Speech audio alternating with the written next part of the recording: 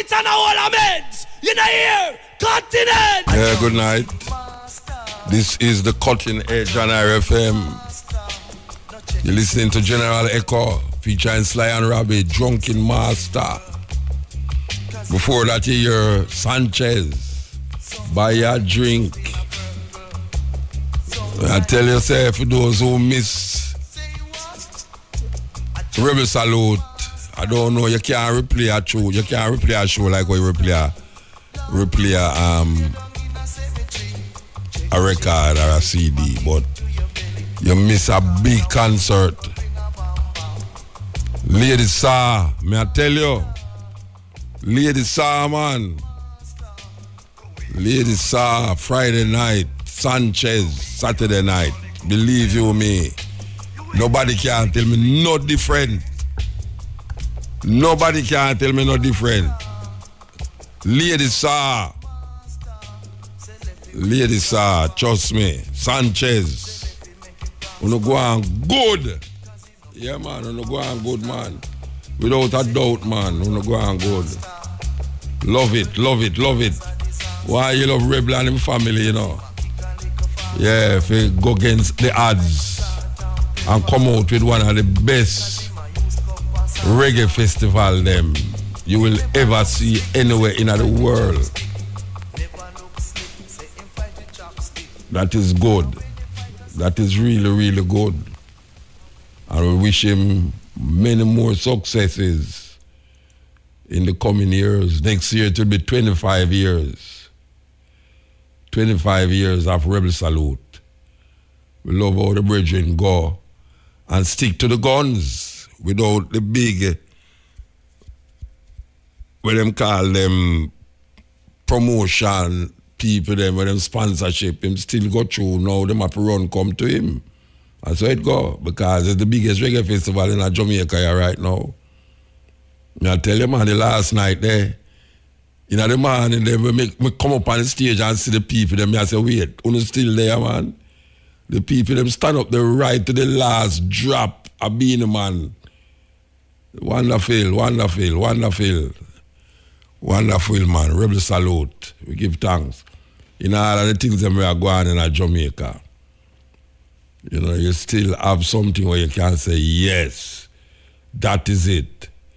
This is the Cutting Edge and RFM. We're there with you. Trust me. Yeah, we say Obama give him last, what them call it, speech today as President of America. Because you know, say, the Trump brother are going to get in a power, but him going to go in some serious problem because you have thousands of people are planned to demonstrate against the inaugural swearing in. Thousands, like tens of thousands of people are planned to stop it. Yeah, them are planned to stop it too violently. Yeah, man. So we're going to say we're going to go on. America won't be the same again. What a thing. What a thing. So, the argument about prison come back in the view again. Sleepy say it will cost too much. Bunting, I think Bunting did bring up in the early part of the year there. Bunting did shout out of money. Last year, year before last, Bunting shout out of money and say it will cost must 10 billion over a period of how much years. Well, this government has said it's too expensive. And him also has said that the prison them not overcrowded. And if them overcrowded, them are going to shift some go to Tambrin Farm. And, but I may tell you, I don't know what is going right in Jamaica, but I know there's many things going right in Jamaica. But it don't have nothing to do with the government. Yes, a whole heap of things right are going, but it has nothing to do with the government. Boris Gardner, apparently they might use Boris Gardner, well, they must use it already. One of Boris Gardner sang in a movie, big movie. Why you look Boris Gardner in a long time him about? We want to play this tune by Boris Gardner. Believe you me, we have to play this tune by Boris Gardner. It's on my mind the whole day today. When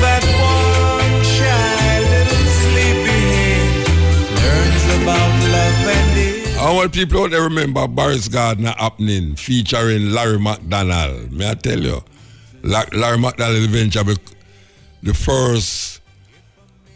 first band we ever hook up with for do poetry with Larry McDonald and Truth, and then him end up I go with our next poet, Gil Scott Heron. But Larry McDonald, great percussionist, used to play with Boris Gardner happening. Yes. Yeah, this is the Cutting Edge on RFM. We see where the great Peter Abrams passed away at 90 years old. I think them said 97 years old. For those of you who don't know Peter Abrams, go and Google him, you know. He's one of them journalists where live from South Africa, born in South Africa too, and come to Jamaica, come live for most of his life. Peter Abrams passed away. 90 years old. May I tell you, I see him here, we know dead the other day at 90 years old. You have some people who live old, you know, 90 years old. Most youth were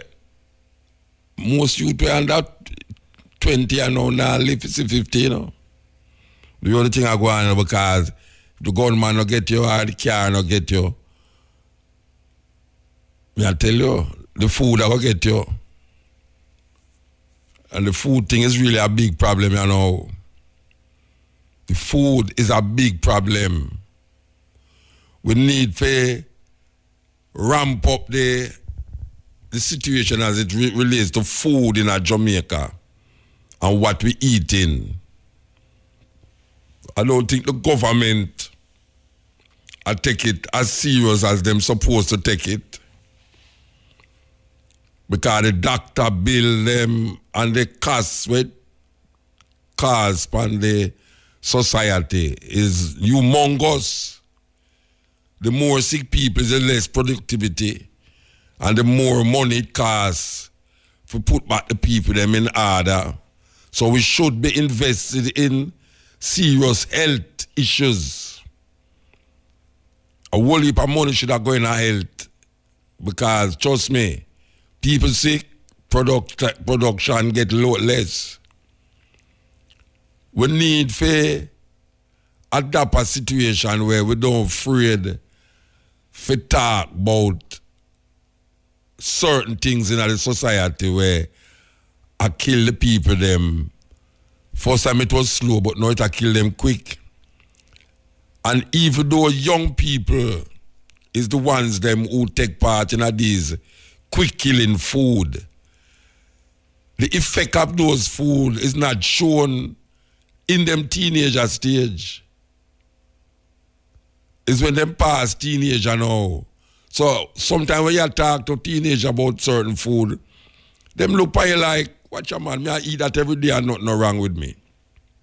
It's not so it go. Not because you smoke cigarette every day, it now poison you. And people look at it that way there continuously because it not happen to them at the moment. Them say, them can't continue to do it. But a whole heap of the bad habits what we did have in our young life come shed light on we right now and create havoc in the society. So we need to learn from experience. Because them say experience teach wisdom. Experience will come from above, according to the national anthem. Experience will come from above. It come from an experience. Wisdom will come from above. Wisdom come through experience. And if somebody tell you, say, this is that and this is that, based upon our experience, and you know have no experience, you come and try to show them, say, but watch, I do this all the while and not now to me. Well, what can I say? The watchman see the danger and don't want the people, the blood, the perfume shoulder. We need to take a serious look at what we're eating in Jamaica. We can't have a situation where every garlic where you take up come from China. We don't have no land for plant garlic, Rasta. Or we can't get garlic from our neighbors in the Caribbean or so. Look how far China they Rasta. The food where we eat is killing we. The Minister of Security and Justice should have taken this serious. Why the Minister of Security and Justice? Because we need some security and justice that's related to food. It can't be just free trade, anything goes, and I just saw it go. We have to have regulation, especially now that we see young people are dead from certain disease where old people supposed to have. Old people used to dead from certain disease. Nowadays, his grandmother bury them grandchildren. That shouldn't be happening. All the elder grandmothers have buried grandchildren. Young people, them go to doctor, you see them have some disease or some sickness where old people supposed to have. And them tired quick too. And them not work, no active work. Them they behind the computer, in the cell phone. I mean, and a tick away. Not even them mind I get practice. We carry the food in our kitchen, and the kitchen become the morgue. And the belly become the cemetery. Can you imagine how much dead animal you eat over a period of 20 years? May I tell you, man? All them live off the cow and the goat and chicken. All the egg. We're supposed to have another life tonight, the fetus. People just bust the egg and just fry it. We need someone to do justice to the Jamaican people as it relates to them eating habit and them not doing enough. If them was doing enough, you wouldn't see women sitting down in front of school with some things will look like where you're going at Oro, some sweet will look luminous. If you ever carry the sweet, them going to a dark place, it bright up. Some of them food, they are no food. Enough food that. And we picnic them shouldn't be exposed. That is like exposing your picnic them to some terrible thing on TV. The Broadcasting Commission regulates certain things. Certain music not for play on radio. Certain words not for be spoken on radio. That should go for the food too. Certain food should not be sold at the front gate of any school in Jamaica. Shouldn't. I don't care what one want to say about food. Man eat a food and them something. Man eat a food for fighting for mine for him picnic and a kill off your picnic with the food we must sell. We need some food, nourishment for the children them. Too much sweet to get them hyperactive. The whole heap of sweet, getting the children them hyperactive. Them do things out of place. And no one is really serious about it. Because so much different things are going on in the society now that you can't tell which one create the complication. But there's a multiplicity of different things creating the complication. It's not just one thing. And if you can identify one of the things, you need to eradicate it. And may I tell you, say, one of the things them is the things them that them selling our children in front of the school gate. We need some regulation. You know, say, in one of them Arab countries, I think at Dubai, them say, you can't give them a certain portion of food of certain things tonight. You're liable to get arrested. If them go and find out, say, the food have X amount of this or X amount of that. Them could arrest you, the family. We now go to that extreme, but we need some regulation. We need parents to take a stock and find out and figure out what is happening. Your picnic come home and your picnic jump up and down all over the place and you can't stop the picnic from jump. You might jump here, so and this and this. And you have to try to figure out, is hyperactivity caused by too much sugar? Too much of MM and all the sweetie. All them things, what them call it? What the spongy looking thing name, Tracy? What the spongy looking thing with them candies, cotton candy. You ever see the color of the cotton candy them? Me I tell you, say you can't put them on Christmas tree. The cotton candy them look like you can't put them on Christmas tree. There's nowhere cotton candy should have sell at school. Whether it's party, whether it's happy day, or whatever day, them should not sell cotton candy in a school. We just everything free for do, but I know everything good for do. Everything free for do, but not everything good for do. And what we are doing now, we are doing everything and feel say, boy, right now we're free for do everything, so just do it. And then now we suffer the consequences down the line and can't figure out is what cause it. There's a cause and an effect for everything.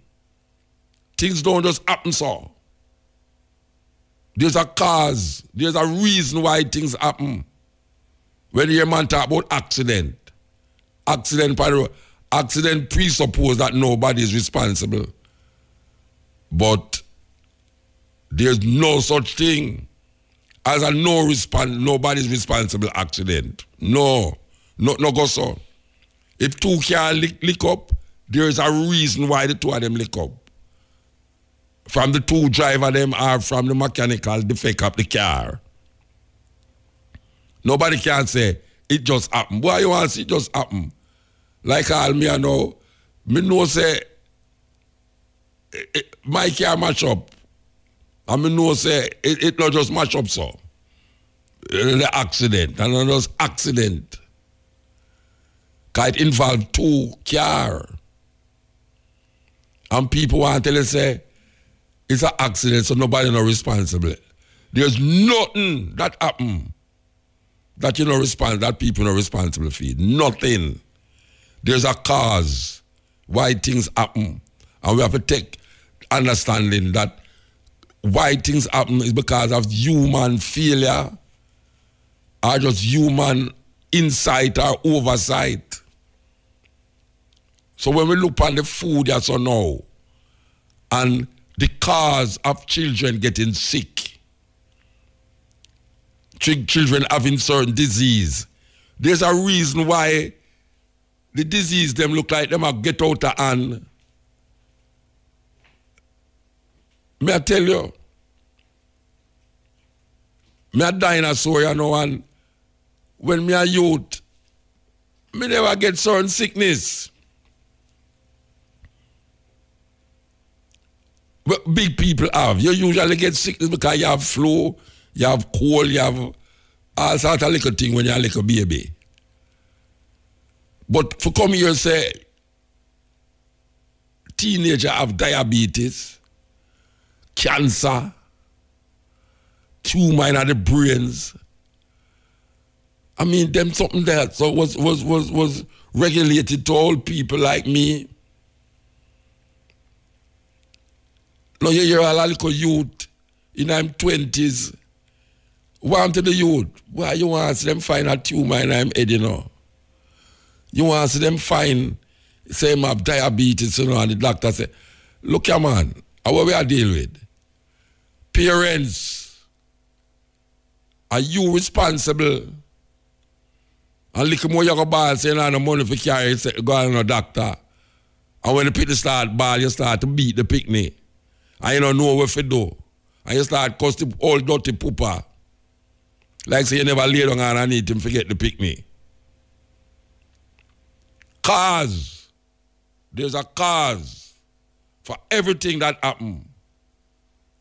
And don't feel say accident, don't have no cause or no reason. Accidents happen because there's a cause for it to happen. Two cars just lick up so. You understand? You walk on the road and you bounce up in a man and you say, excuse. It not just happen so. It's not an accident why you buck up in him. It's something that you was doing or not doing that caused you to buck up in him. So there's a cause for everything. Everything. Things not just happen.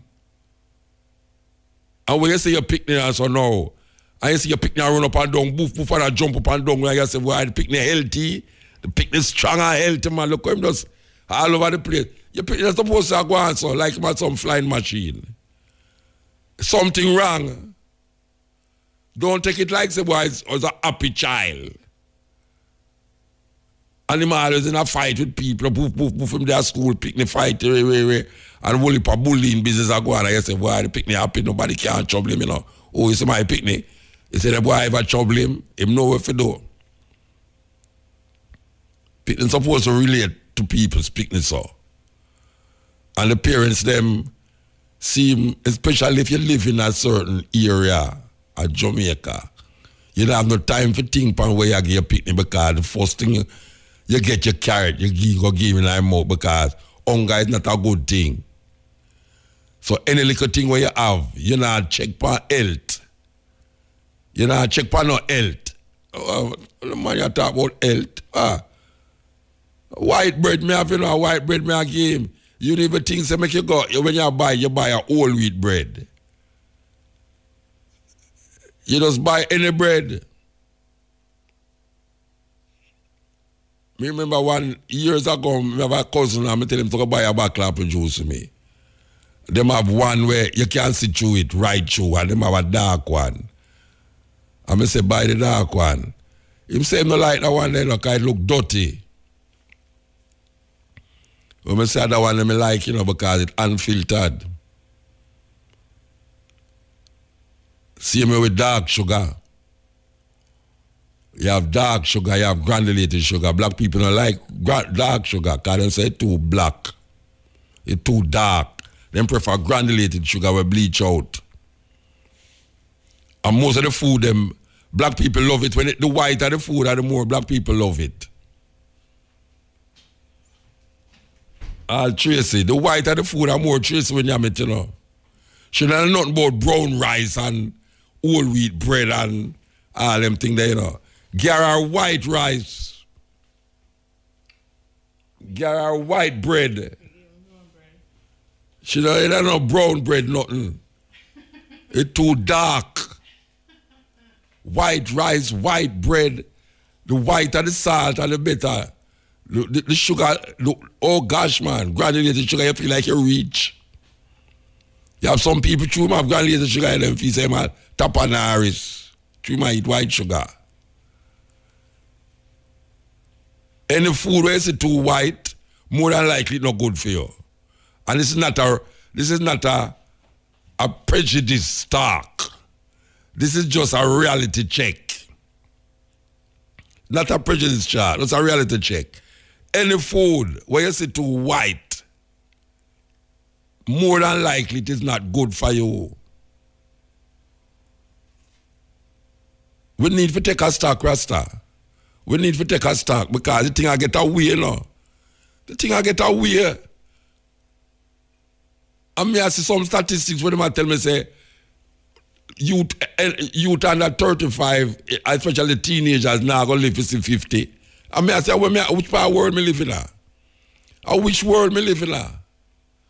That them make them kind of prediction there, that most youth in 15 now going to live to 50. That's a rotted. Because you have car accident out there, you know. You have the car accident out there. Vicious, you know.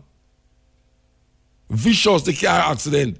Then you have the gunman out there, you know, where the youth them a kill off one another. Viciously. And then you have the food. I mean, it's like an attack upon young people. Yeah, man, it's an attack. It's like a war against youth. And there's no one there to say, halt the attack or stop the attack. Because the parents, them, we find ourselves in such a poor state now that when you go to supermarket or you go down the market, you go into the supermarket, you don't even know what to buy because you don't have no education about food and how secure you can be by just eating the right food. So you just go into the supermarket and buy the cheapest thing them in there because you want full belly. Belly full but you're hungry. Belly full is not the thing. It's the quality of the thing, the nutrients in the food that you must check for. What is it you are eating and how it reflects on your health? You need to find out about healthy eating habit. Because if you don't do that, when you don't eat and your picnic don't eat and when you can't figure out this way I'm to go to a doctor and you can't find the money to pay for doctor bill, you go and go get a next sickness. More than one sickness. People go to doctor with one sickness and come back with a whole heap of other sickness. Because them can't find the doctor bill. We need to figure it out. We need to figure it out. Gunman, the gunman out there, the car man out there, and the man who has sell the food out there, how you escape? The politician out there and the pastor out there. I tell you. Why? The politician and the pastor out there, I tell you. The gun. Listen to Eddie Fitzroy with a classic man, The Gun.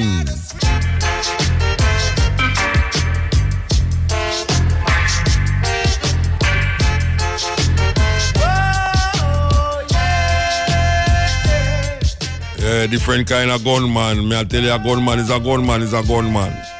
Whether I'm in a uniform or otherwise, it's a gunman. You see, that terrible thing, that thing named gun. Especially when man go behind it. Serious thing.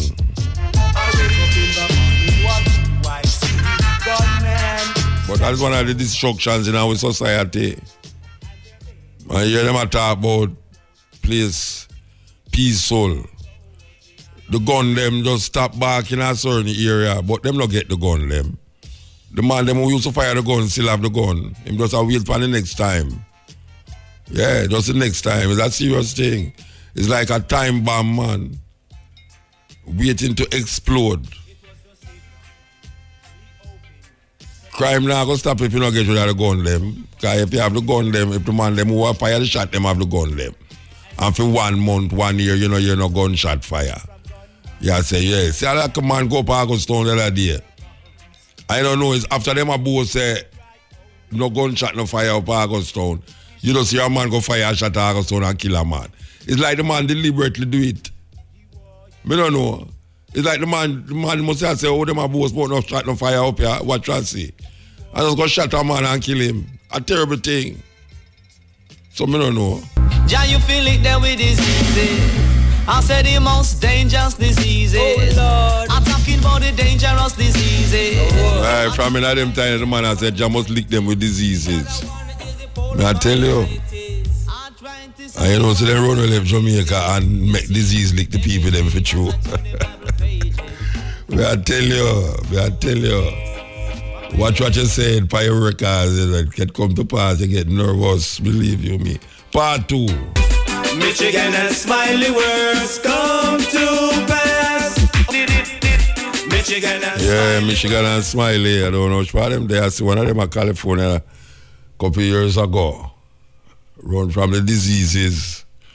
So, we are talking about the food because, well, you might have wondered how we don't bring up that so tonight, yeah, because over the past weekend, yeah, everybody attacked me. They might say, why you want to see the youth dead, you know, and why the youth did have this and that, I've never even known same of it, you know, and appear youth, them I talk about.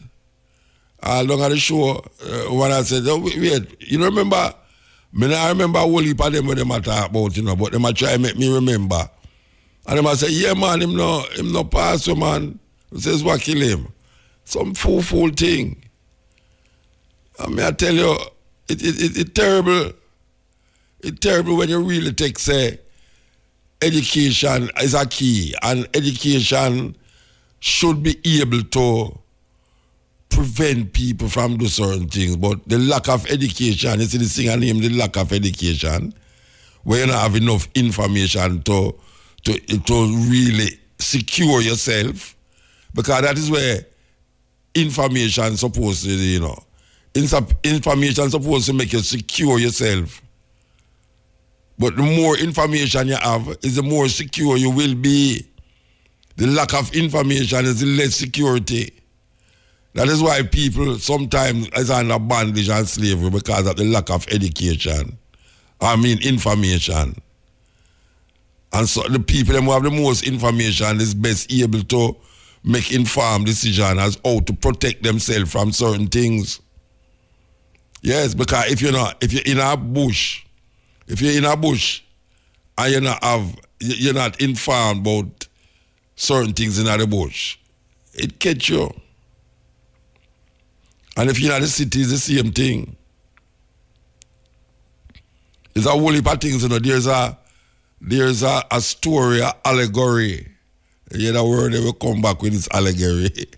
There's an allegory about the people in the cave. I think is one of them, either Pluto or Socrates, or one of them man. Them Greek man philosophers that talk about the people in the cave, where them don't know nothing else more than the shadow. The people them outside of the cave move, what them don't know is the people. Them don't see the shadow on the wall, and one man come outside and look and see something different from where him know in the years in the cave.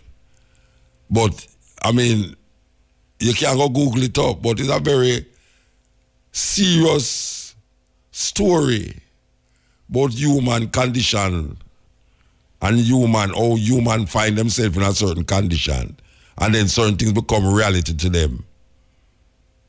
And then now you can't go show the next man that. You have to just realize that your reality.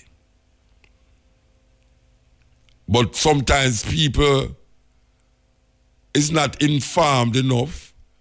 So where them is where them is. And when you can't show them something different, them say, no, sir, a years now, me not this cave, yeah. And at that me know, you can't come out here, go to cave and come back here and come and show me something different. No go so. That's why them say experience is the greatest teacher. But you can't be experienced in a teenager style, or under 20, or maybe even under 32. You have to go beyond that. Maybe you're an experienced person as it relates to a toddler. But you have to understand that there's certain things that you can learn through book and pen and paper, or through a teacher. There's certain things that you have to experience. And sometimes you can learn from a next man's experience. It's only fool learn from his own experience. Because sometimes your own experience can be detrimental. So it's better you learn from a next person's experience. And if you understand how the African society build up and set up, sometimes we wouldn't in this position, you know, if we was informed about African traditions and African sensibility, and how the experience one in the community, in the village, guide and protect the others. So you don't have no jail, or no daycare center for children. We never have no daycare center for children, because the children then belong to the village. And when we come on here, sir, when we start adopt Western thinking, we have daycare center and old age homes. When the village used to take care of the elder, the village used to take care of the young. No mothers don't have no time to take care of them own self. The way the 9 to 5 things stuck on them. 9 to 5 to stay alive. And you get caught up in a bus thing where you have to catch a bus at a certain time. I tell you, they have their way, you know. They have their way. Because you have to get up at a certain hour. You have to catch a bus at a certain time to go to work. And you have to leave at a certain time to go home. And when you go home, you don't have no time for yourself. You don't have no time for your picnic them. So you make the television bring up the picnic them. I don't know what Tracy I going to do. She better go connect to go live. Inna the bus. Inna the... Wait there. Other buses around. My God. Lord have mercy. Boy, I can't take it no more. Me say, Bishop, inna the bus. Inna the bus, Inna the bus, them a kick up rumpus, yes. Inna the bus, inna the bus, Inna the bus, them a fight and a fuss. Me hear one stop driving. We've traveled on camels, traveled on trains, traveled on horseback, traveled on planes. But listen now to what happened to us when we took a Jamaican minibus. We arrive at the bus stop with our $10 fare and see a minibus waiting there. It's full already, so we jump on fast. Yeah, that's a culture in itself, man. When white people come here and see that, them can't believe it. Culture in itself. And we fell to drift. The rain came down and the engine sputtered. Why we can't take this now? Some people muttered. At last the bus pulls into town, past Spanish Town and on downtown. The conductor collects our fare and smiles. White girls that travel Jamaican style. Yeah, 2 white girls on a minibus. May I tell you, I can't forget the days of my minibus movements. That was something else, especially a Rasta. Believe you me, man. Terrible. Terrible. Oh, them treat I and I on the minibus, them. Terrible, man. You'd never believe it, some of the things them we go through. Most Rasta from them time, you know, them used to have a Volkswagen minibus. Most of the minibus them was Volkswagen, you know. Yeah, Volkswagen them, and it have a back where open up. And you have to put the things them in at the back. But trust me, you know much time me have to drive in at the back there if you go a Montego Bay. As a Rasta. Enough time, believe you me. But as it go, the stone that the builder refused now become the building. Yeah, man, it's experience, man. Experience. We can't talk about it now and laugh. But when it happen, when it vex, yeah, man, it vex, man. But you can't do nothing. When you're there out a bus stop, them hours you're out a Ochurious corner there, so now, and you have got mobile. Any means necessary you want to reach. Because when we reach a mobile again, we have to go find something to carry, go up in the bush. And put Tosi Hill there. So any means necessary, them hours here, you stand up out there, so you're glad to see anything come. You're going at the trunk. go in there. But sometimes seat in there, you know. Can't hold you, you know, but through your Rasta, them know why you sit on beside the people, then, because them say your locks are going to touch the people, them. So, Dread, I'm going at the back here, you know. Man, open the back of the thing and put you in there, so with all of the food and everything behind there. And the little people, them sit down around there, so have space, can hold more passenger. But when they reach all our sentence, be at that time, they put more passenger. More passenger there. May I tell you? Yes, Iel. Yes, good night, Brother Muta. How are you? I am here. Good night. Good night. My name is Jacqueline. I'm calling from Toronto, Canada. Okay. I'm like speechless right now because truly admire you. I And can't hear you good. Talk again. You say you're calling from Toronto, Canada, and what happened? So I just was saying that I am so honored to talk to you right now because you're doing so much for the Black community throughout the world. Yeah. And I just wish you much, much long life and prosperity, health and wealth and everything that's to come to you, because you are doing your father's work. You're doing what is supposed to be done while you were put on this earth. Give thanks, and I feel that same way about myself too, because here in Toronto, I am a vegan chef and a coach. And I listen to everything you're saying so far when it comes to the children, and I'm so drawn to my children. Yes. And when it comes to their health and how they're, portrayed in the school system. All of a sudden they have ADHD, ADD, hyperactivity. And it just takes a little bit of education to let the parents understand that giving them M&M's, red number 5, yellow number 6, all these are dyes that, trigger the brain into this type of hyper mode, which will cause these types of, outcomes when they go to school and when they have interactions with other children and people in the community. So it's something that I'm very passionate about myself. And I'm working as much as possible to really get out there. I'm also a part of a group called the Black Farmers Collective here in Toronto. And we grow organic food where we can. And we give it out to our community, to our people, at a low cost, lower than when you go into a supermarket and buy it at a high cost. Yeah, that's good. So, that's very good. That's very, very good. Yes. Yeah, I love to hear that. My parents. So where you plant? You have a farm in Toronto itself or outside of Toronto? It's within Toronto, and it's at a area called Downsview Park. And so it's a park-like setting, but it's a big environment. And the area that we were given to grow is actually a space where they actually do some other growing for other communities, within Toronto.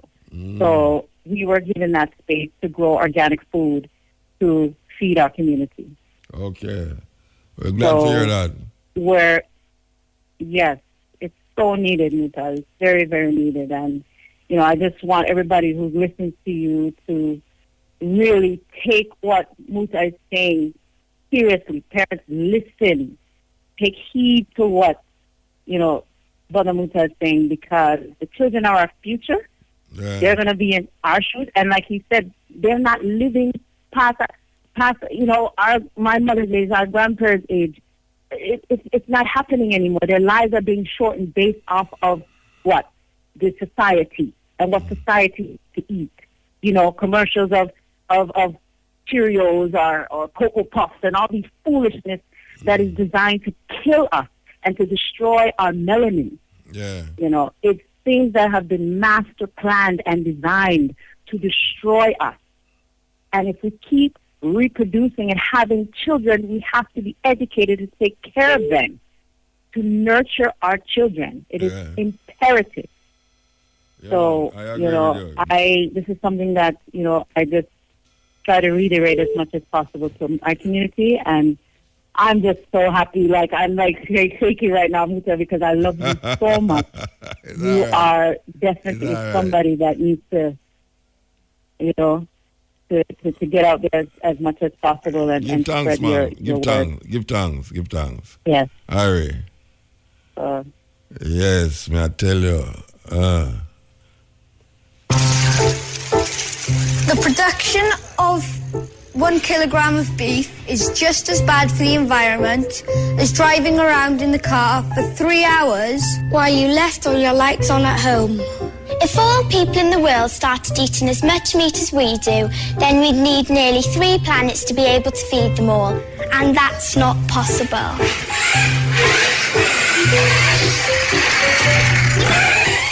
If we all didn't eat meat for 3 days a week, this would lead to the same carbon savings of halving the electricity use in all households in the United States. A vegetarian in a Hummer produces fewer carbon emissions than a meat eater in a Toyota Prius. But a vegetarian on a bike is much better. I wonder if you listen to what the youth them just say a while ago. You know, we're going to play it back again, but we're going to take this caller. Yes, EL. EL. Yeah. All right, I'm gone. All right, we're going to play it forward again. That's you can hear what the youth them say. Baby, it come up on your sudden.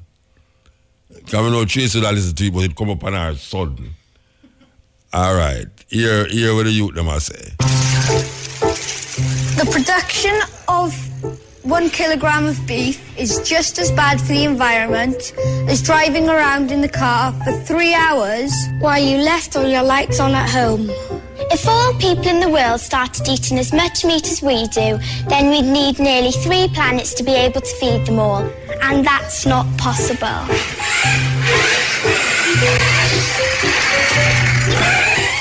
If we all didn't eat meat for 3 days a week, this would lead to the same carbon savings of halving the electricity use in all households in the United States. A vegetarian in a Hummer produces fewer carbon emissions than a meat eater in a Toyota Prius. But a vegetarian on a bike is much better. Yeah, serious thing. You hear them talk about if you eat meat 3 times a week, how much you're going to save in terms of the pollution of the atmosphere. And you might wonder, what livestock farming have to do with pollution? Well, you have a thing named methane gas that emits from animals that poop. That methane gas going into the atmosphere and cause serious problems. Yes, EL. EL Motor. Yeah, blessed. Yes, Motor. Blessed night and good year. May I touch on a little topic here where me, myself, kind of say, think it relevant. Is the social media thing and the irresponsibility of the people and we just throw anything up there at any time. You know, speaking definitely to the situation, to the 6 man them were dead in the shootout to the police them. Well, them put back social media about it. All of the picture. No, the picture them are the, I thought the picture. Oh, they put the picture of the dead man. Yeah. You know what I mean? And sometimes, yeah, scroll through and it just, you know what I mean? And some people sensitive to them thing there. You know what? Desensitize all the youth them to them thing there. Because sometimes some of the young youth them where, you know, some youth just put them, just have social media account. You know what I mean? And we can't just do them thing there to ourselves, you know? But why other man that want to put up the dead man them on social media? I don't know. And them thing, and those are some of the things them where affect where we don't even know, say it affect where we destroy ourselves, see where we don't even know that. Yeah. And next thing, me I list the news report and some of the people them say, Jesus know what him do when him do that and know what him do when him do what? Everything that make the youth them dead and them thing. The youth them invoke Jesus in everything. Why Jesus don't stop the youth them from before them dead? Before them dead. Yeah, why Jesus don't prevent things? That's what me want to know. Why the brother they don't prevent nothing. Them just do everything and everything them just say, yo, them just give that brother the everything way.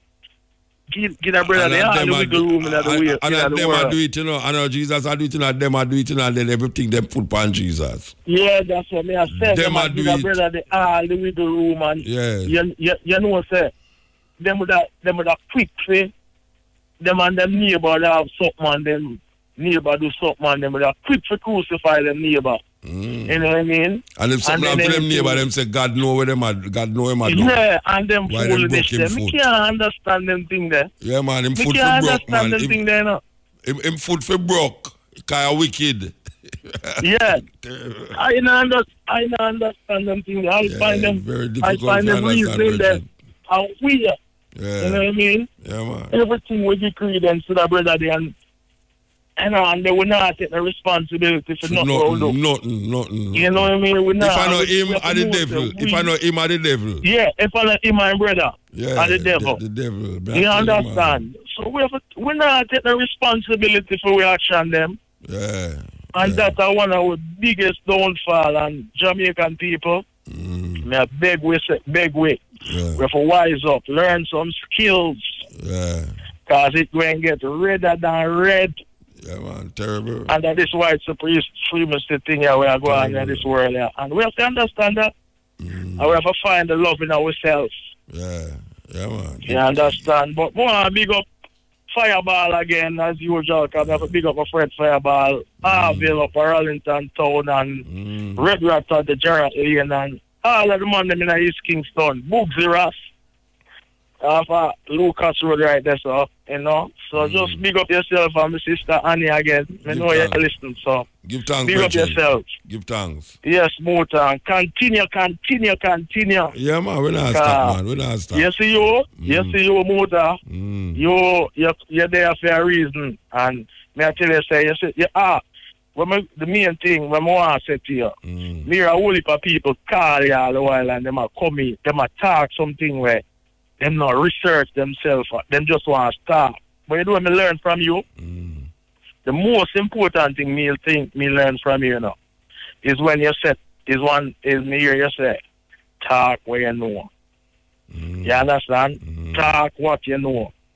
You know, study it and know it and then you talk about it. Information. And that is a very important thing I learned from you and understand. Give thanks, Bridget. You know? Yeah, man, and bliss up yourself, Motor. Yeah. Yes, we're on the food business. We can't take it. See? Our people don't get too much. I will set out like one of the Marcus guys rice and peas. See? Come and say. Don't friend them then. They will kill you. No one got God. No one got Billy. No one got God. No one got Billy. Yeah, well, if I know what Wanga got mean, you know. I'll find out listener now say, what does he say? No Wanga got. What's Wanga got? I see you thing. The licky. Believe you me, man. You see that thing when you mouth? You see the thing when you mouth? Apart from people use them mouth to get them in a trouble. But people use them mouth to kill themselves to commit suicide. Yes. People, a whole people say them not believe in a suicide, you know, say, who me? Me don't know people kill themselves, you know. Well, you know. A whole heap of way I kill myself. Because it's not coming on a newspaper about man eat white sugar and dead. You hear a man say, man shot himself after shotting children and shotting girlfriend. Him shot himself, people say, suicide. But the time when you yam something and it kill you, a suicide that. A suicide. Believe you me, a Wanga got business. Terrible thing. Terrible thing. Yes, ill. Yo, Mota. Yeah, blessed man. Mota. Yes, sir. We are dealing, Mota. Cutting edge. Yeah, said. Yeah, I man want to talk a little topic where a little thing where me say in the transport taxi thing, you see me? All right, man, them up at transport there, they have a thing where they must say, boy, I tell people say don't take no white plate, but they say robot. Saying? All right. So for instance, you know, me and you have a car now where same type car, same model. But for your car, the age plan for your car now, it up more than my own. For me, I'm feeling a good condition. See? All right. You go to the transport and say, boy, all right, you want to put on the red plate on it. See? And they must show you, say, the age on the car. To hold. But at the same time now, for me and for your car, in a same condition. You see me? Yeah, I see what I say. But so, say no, because me and your car in the same condition now, them shouldn't discriminate against you to get your license. Same. So, you go up there, and you put on the plate, you want to regularize and come in the system, and then back your way. So when they back your way now, you go to the road and now go juggle. Yeah, and then broke the law. Yeah. So you want me want go in the system, you know, by regularize, by operate legal. Yeah, me understand. But them not allow you to go in because them say your car no, your car too old. You can do it in a good condition. In a good condition. Yeah. Well, what them should do is drive the car to find out the condition, right? Like when you go for go get your fitness. Them should drive it to see if it fit and then be stuff after that rather than drive it, rather than talk about the age of the car. Because you have some age car with nicer than new car, you know. Yes, man. Yeah. Because, all right, you have some car now where, say, for instance, 2013, 2013 car. Some of them not in the condition, because the new car, what they make now, you know, not as strong as the old car, them. The old car, them. Yeah. Because you have a 2014 car, 2012 car, the front end shaky. Yeah. And the car we are 95, 96 year old, the front end sturdy. Yes, yeah. You want to go Cuba go see some vintage car. We make them car look like joke business. Them vintage car, though, them set them up and properly and a drive on the road normal. So really and truly, me see what I say. Them should have drive the car to find out if it's roadworthy. Yeah. Rather than look on the age of the car, because the age of the car don't mean say it's not roadworthy. The age yeah, I agree with you. But I back away from the system, you know, Papa. Yeah. Yeah, so I tell them, boy, I tell people they don't have to drive in a robot. Yeah. And them back with people for running robot. You understand me? Because your car old, even though you keep it up to date. Yeah. I don't know how you can go around that, Bridget, but maybe I should have talked to somebody about it, yes? Saying for... The truth is a powerful Bridget, you know. You know the one journalist, you know. I mean, you talk about one road out of Port Mara there. One road where inside the road there, this thing can they make a little detour there. Yeah, them fix it. Yeah, I say, boy, them put you on a little detour road and they couldn't even say asphalt. Yeah, and them asphalt it. yeah, man. Let me talk about it today like Wednesday, man, by Friday. They don't see me one over Charlotte Road, man. One did I go on terrible, man. I see them do it away and it look like a highway. Yeah, man. I mean, I say, well, you know, the motor one powerful, brethren. No, but wait, we don't want to come off of the thing, I know. We want Tracy remind me about this thing, to find somebody to tell me. Tracy, write down this thing, I know, that's what I remember. The brethren you call and I say, them don't judge your car off of the roadworthiness. Them judge it off of the age, even though an older car can be more roadworthy than a newer car. Yeah. Because man can have a new car and it dangle up, you know, but you have an old car and him take care right good. So we need to talk to somebody. But, why you don't do it like how you do? I'm going to talk to one lady down her name Prim Rosie. Yeah. Yeah. Who she be? Where she be? She work at IRFM, the man. No, the way you tell me about IRFM people, for me I talk about something else, you tell me about IRFM people. Where you tell me about the IRFM people can't help you, and me I go help you. No, I tell the lady, say, boy, I'm going to give you a shout, you know? She tell you to give me a shout? Yeah, man. All right, you give me a shout. Me have to move though, yeah? Yeah, man, bless up yourself. Yeah, the time is 12 o'clock, on the dot. Yeah, Cutting Edge, yeah. Greetings, Mutabaruka. Blessed man. Blessings, you know. Canada, I call you, man. When I come inside, that's all. Hey, when I come that side, eh? Yeah. I come in February. February? But I'm going to come at your side, at Montreal. Montreal, yeah? Montreal, I'm go there, yeah. Oh. So how was the xylophone performance at Rebel Fest? Wonderful, man. Wonderful. Yeah. She did good, man. She really did good. Believe you me. You know the weirdest thing? Yeah, the stage is a massive stage, you know. So to see this little girl on the stage with them, man, her back her, because she's not track she use band. She got rehearsal yeah, man, man, she's a natural, you know. She's a natural band. Man, it was wonderful to see the little girl, man. Even, just the way she curved when she even sing that song, the what I want she sing. Loving you. Oh, Stick By Me.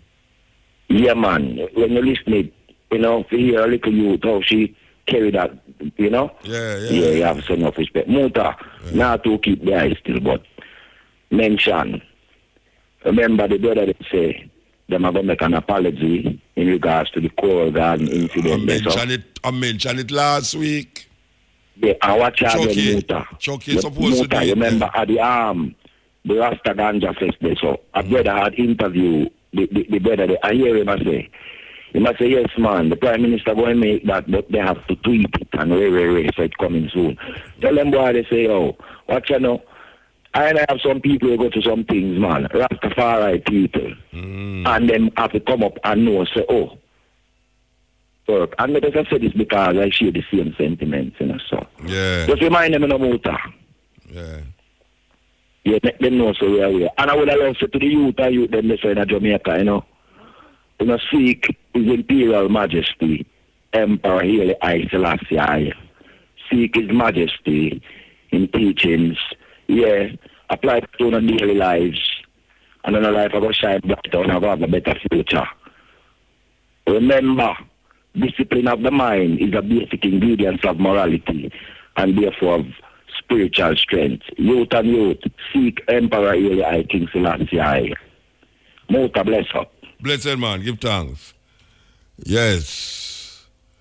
Xylophone really did herself wonderful, man. I was proud of her. Really proud of her, man. The youngest little daughter, I think the youngest little daughter ever booked for Rebel Salute, you know. Because you have little people who get called up on stage, but for actually get booked on a show like that is really something else. Hi, today we're going to talk about 14 foods that cleanse the liver. When the liver is taxed, it can't process toxins and fat in an efficient way. There are many foods that can help cleanse the liver naturally by stimulating the natural ability to clean toxic waste from the body. Eating the following foods is the best way to keep your liver healthy and functioning the way you need it to. Number 1, garlic. Just a small amount has the ability to activate liver enzymes which help your body flush out toxins. Garlic also holds high amounts of allicin and selenium, 2 natural compounds that aid in liver cleansing. Number 2, grapefruit. It's high in vitamin C and antioxidants and has the natural cleansing ability to support the liver. Grapefruit juice helps boost the production of liver detoxification enzymes and helps flush out carcinogens and other toxins. Number 3, beets and carrots. Both extremely high in plant flavonoids and beta-carotene. This helps stimulate and improve overall liver function. Number 4, green tea. This liver-loving beverage is full of plant antioxidants and catechins, a constituent known to assist the liver's overall function. Number 5, leafy green vegetables, one of the most powerful allies in cleansing the liver that can be eaten raw, cooked, or juiced. High in plant chlorophylls, greens literally suck up environmental toxins from the bloodstream and the body. They eliminate and neutralize chemicals and pesticides and are powerful protective mechanisms for the liver. Number 6, avocados. This nutrient superfood helps the body produce glutathione, which is necessary for the liver to cleanse harmful toxins. Recent studies show that avocados greatly improve liver health.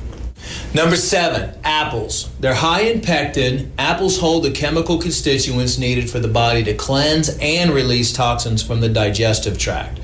This makes it easier for the liver to handle the toxic load during the cleansing process. Number 8, olive oil. Cold-pressed organic oils such as olive oil, hemp seed oil, flaxseed oil are great for the liver. When used in moderation, they help the body produce a lipid base that can suck up harmful toxins. In this way, it takes some of the burden off the liver in terms of the toxic overload that many of us suffer from. Number 9, whole grains. Grains such as brown rice, which are rich in B-complex vitamins, improve the overall fat metabolization and liver function, as well as liver congestion. Number 10, cruciferous vegetables will add necessary enzyme production in the liver and support it. These natural enzymes will help flush out carcinogens and other toxins from the body. Number 11, lemons and limes. These citrus fruits contain high amounts of vitamin C, which aids the body in synthesizing toxic material into substances that can be absorbed by water. Drinking freshly squeezed lemon or lime juice mixed in water in the morning will help stimulate your liver. Number 12, walnuts. Holding high amounts of the amino acid arginine, walnuts aid the liver by detoxifying ammonia. They also support glutathione production in the liver. Number 13, cabbage. Much like broccoli and cauliflower, eating cabbage will help stimulate the activation of 2 crucial liver detoxifying enzymes that also help the liver flush out toxins. Number 14, turmeric, the liver's favorite spice. Turmeric helps boost the liver detox by assisting the enzymes again that actively flush out known dietary carcinogens. Other liver cleansing foods are artichokes, asparagus, kale, and Brussels sprouts. Eating the 14 foods listed above is a great way to keep your liver functioning properly. However, for best results, I would recommend doing a liver cleanse. Doing a liver cleanse at least 2 to 3 times a year will eliminate any foreign substances that you may have trapped inside of your liver.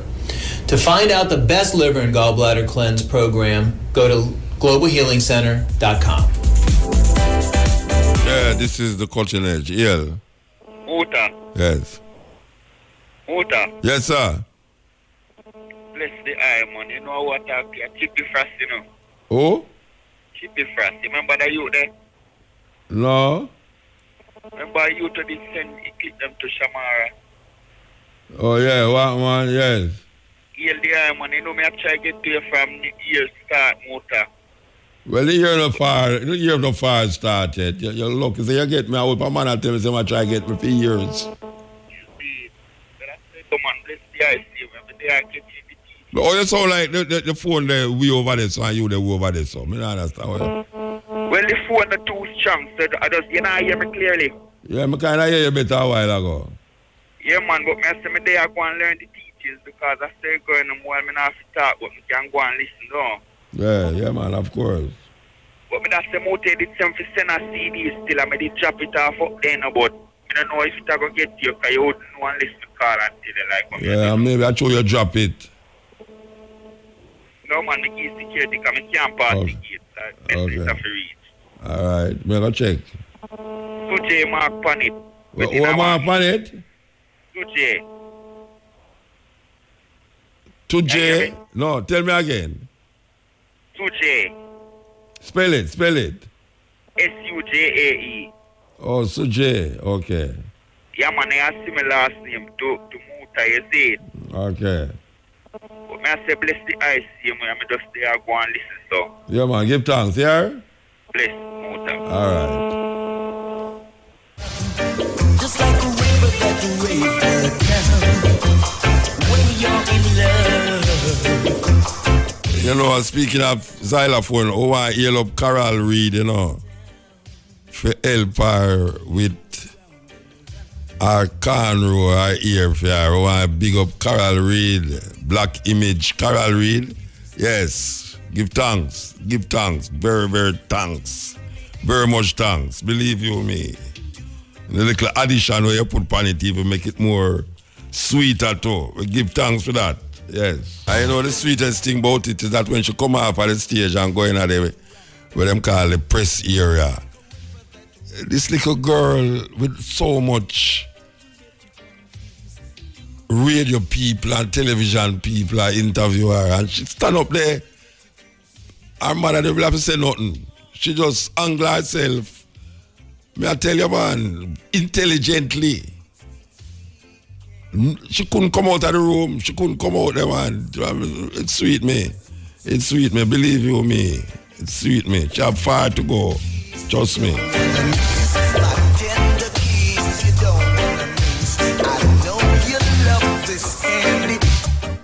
Well. Hey, Real Motor. Blessed man. Yeah, man. All the best for the new year, you too, man. The first call you call me for the new year, too. Yeah. Come like you get old, you know. Mind you get old, you know, brethren. Yeah, that's all about. You have a whole heap of people line up. Sometimes I call me can't get through. Yeah. You know, sometimes I call me can't, nobody never answer the phone or whatever. You're serious? When I call now, a whole heap of people, and by the time we're done, by the time I forget to. Yeah, see. So, you know, see how your commercial don't get long now, you know. Yeah, well, I want to tell you, say them ease up, you know. Commercial ease up, you know, man. You notice tonight, you know what it is. No, man, them ease up, man, holiday, you know, them you know, so when the holiday come, everybody want pushing them things. I'm glad to hear about dialogue for me. Everybody talk about that, man. Oh, yeah, them talk about our performance? Yeah, man. Yeah, man. They mention all of them, you know, see and Sanchez, Dean, man. You're serious? Yeah, man. You know, see Sanchez, Dean, man. Popcorn, all right, too. Well, most of the people work for people and say they're all right. But, you know, I'm glad when me is all of I'm glad to them call xylophone name, you know that. Yeah, man. Because I never, a little daughter will get booked for a show. You know, the magnet powerful. That's why she drawn to you. Yeah, and she did the on GT show too, you know. Yeah, yeah, she did the on GT show in but I think it's tracks that make she use. Okay. But you know, yeah, because Tony Rebel no use track show. Them a band you have to go rehearse, so she go rehearse with the band. And it really turn out good, man. Really turn out good. Yeah, but you could hear no, she's a natural. She's a natural. Yeah. You see the allegory of the cave there? Yeah. From the other day when you talk about the allegory, the allegory of Abraham. Yeah, from that time, they may try to call it, you know, if you take out one thing named Plato allegory of the cave. Oh, me just mention it. Yeah, I mentioned it a while ago. Because me not talk about something else, so me I try to refer to that in relationship to what me that I said, the information where you don't have. Because the allegory of the cave is because them see something one way in this cave for years. Them never know say the shadow them represent somebody outside of the cave. Yeah, because what happened, like the people them born, grew up there, and them shackled, so then they can't turn nowhere.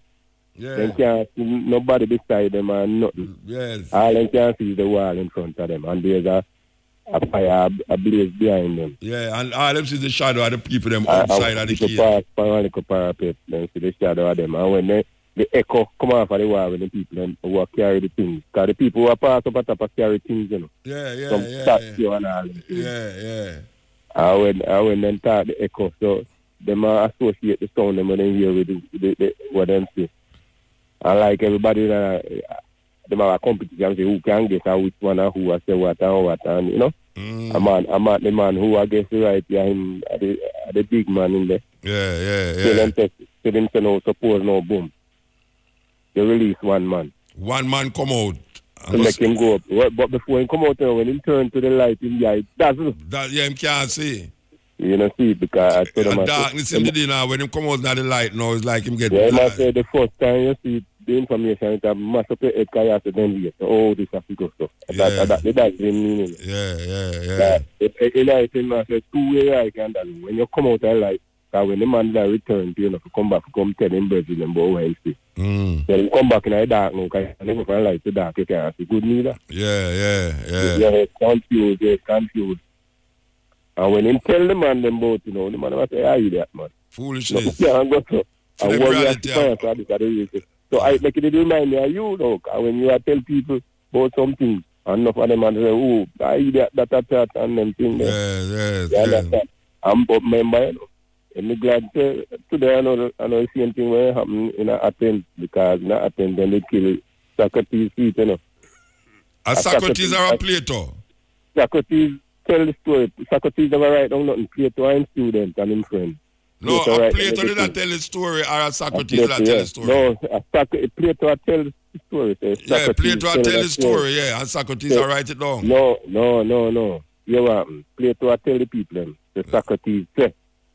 Oh, okay. Yeah. He like Socrates in meet in our house with some man and attack. Yeah. And then the next day, you know, Plato attack, you know, so like Socrates come out and attack. So, but this is Socrates never write down nothing for him and one statesman. Yeah, well, what now, that story that come up a while ago, because me talk about information, and sometimes the lack of information lead you to believe so where you is the reality of all things. You know that? You know, so that was the allegory of that story. And that's why they kill Socrates, because they say him did that corrupt the minds of the young people. Young people, yeah. You they are corrupt the minds of the young people. So that's funny.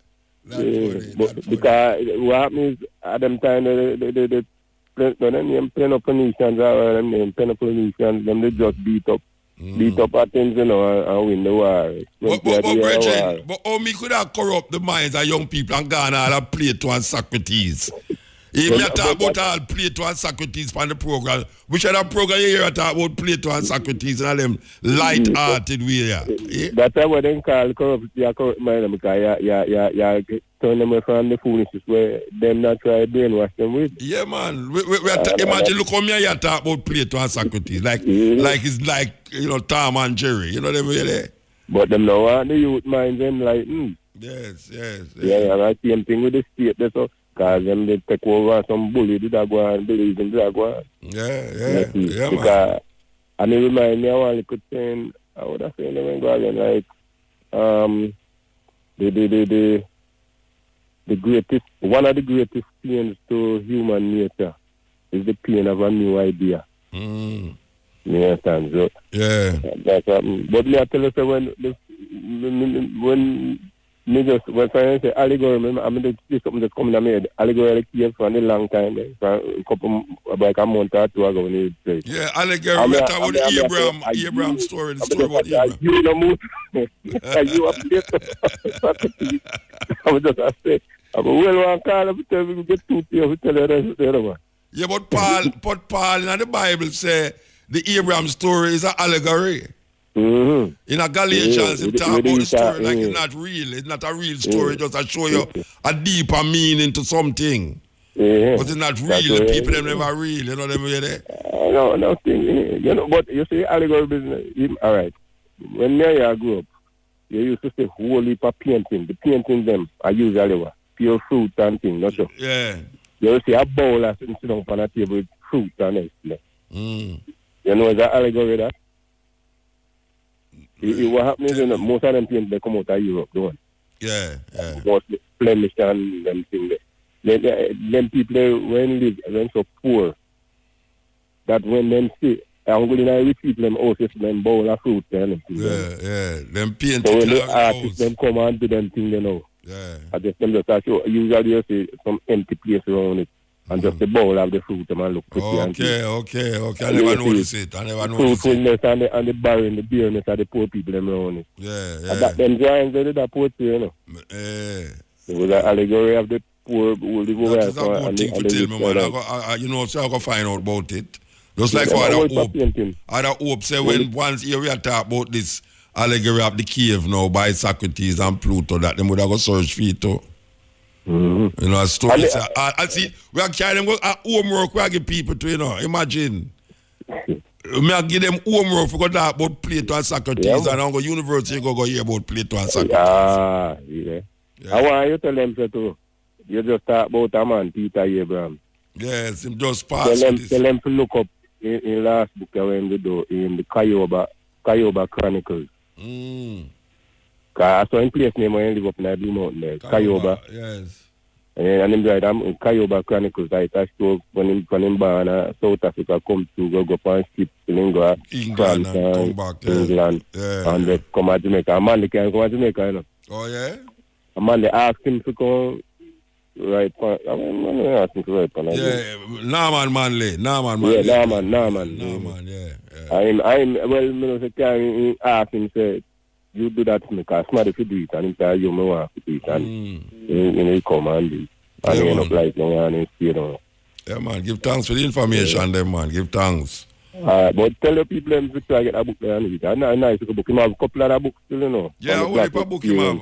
Yeah, a portion of book him have. They will look at something about Kwame and Nkrumah and all them in a book too. Yeah, and them man, they nice in book too. You know them long time you to boy them man. Yeah. All right, blessed. Give thanks. Yeah, man. Yeah, man. Great information that the man, Brethren, just gave me a while ago. Great information. It would appear that Atlanta have some of the biggest cutting edge stepping razor listeners. We are coming to Atlanta the 2nd of February, and I want you to know that, you know. I want so much people are listening to cutting edge and stepping razor in Atlanta. We're coming to Atlanta on the 2nd of February, Black History Month. Yeah. Hello. Hi. Hi, Muta? Yes, ma'am. Hi. Wow, I'm so excited to hear your voice. Okay. I'm calling from Brampton, Ontario. Ontario, Canada call. But enough Canadian listeners, yes. man. That's what I'm noticing tonight. I said to myself after I heard the young lady call from Toronto, I said, you know what, I'm going to look for this number and call. And then the brethren called too from Canada. There's the next brethren that called from Canada too, after she. Exactly. Yeah. Exactly. So that made me even more excited. Right. I'm actually calling because, first I should say that I've been listening to you since I was about 26. Oh, yeah? And now I am in my 40s. Wow. I see your sting. Yeah. I've been a long time, a very long time, and I just finally got up the nerve to say that I'm going to give you a call. So, the reason why I'm calling really is because I made myself a New Year's resolution. Okay. And my goal for my New Year's resolution is, in addition to all the other people who want to carry you to all of these different places, I want to invite you to Brampton. Okay. And I spoke to the lady who answered the phone, and I gave her my information. So I'm hoping that you're going to use that information and get back to me. Okay. Where's Brampton? Brampton is in Ottawa? No, not as far as Ottawa. It's closer to Toronto. It's about maybe a half hour from Toronto. Okay. Yeah, a half hour by highway. All right, I will take the information. You have the phone number and the name and everything on it, right? Yes, and my email address and everything All is right. there. Okay. And yes, so, and the other thing I wanted to say, I wrote down a few things just so I wouldn't get nervous and forget everything. So I also wanted to let you know that you're a role model to so many people, and including myself. Okay. And we all know that, you know, in the eyes of the human existence, no man is more than none. But the work that you're doing, it totally inspires me. Give thanks. And enough that I actually made you my goal for the year. So, thank you. Give thanks. What is your name? Your name? Thank you. My name is Claudia. I didn't even say that. I'm sorry. My name is Claudia Tomlinson, actually. Okay. And before I go, I'd like to, if I could, say hi to a few people that are in Jamaica. Is that possible? Yeah, man. You can say it, man. All right. So this is, I want to say hi to Delroy. He's in Geneva District, Grange Hill. And Dari and Kachi. That's what they call him. I don't know his real name. Yeah. And Nurse. I want to say hi to Nurse, too, in Burn Savannah. I'm hoping that you're listening because, you know, I always tell her how much on Wednesday nights I'm always stuck on my radio with IRA FM with Mutabaruka. So I'm hoping that she's listening tonight. Okay. All right. And that's it. So thank you again. All right. You'll hear And from me then. please get back to Everything. me. I'll get back to you, definitely. Okay. Please. Thank you. Yes. Have a good night. And Good have a night. good night, Jamaica. All right. Yes, El. Yeah. Blessed. Blessed Musa. Initially in our program, I already talking about food and things. Yeah. I create a lot of emphasis on it. So in regards to food now, what's your view on vegetarian? Veggie chunks. Yeah. Me wouldn't recommend it to anybody. How are you rational? The reason? The reason why I wouldn't recommend it nothing to nobody. Mm-hmm. Because I know real food. I know real food. Oh, but you're fully aware of the quote-unquote ingredients, right? Like tenderized flour and The soya. flour them rub wash out them like gluten. It's a kind of it's a form of gluten. So that dry, deplete the them whole dry. everything inside it. Eh? That deplete the whole that's health purpose side, flour and the soya bean and things. All right. But kind of extreme, you know, Bridget. Because I wouldn't even recommend soya bean to nobody right now, you know. Right now, as all the thing are running, I wouldn't even recommend soya bean to nobody. So you say extreme, John? Eh? Really, I just never extreme into that then. It's an extremity? Yeah. No, because most soya bean are GMO. Soya bean, wheat. Soya bean, wheat, and corn are come from America.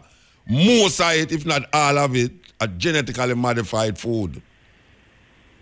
Them cheap products they're from America. Soya bean, wheat, and corn.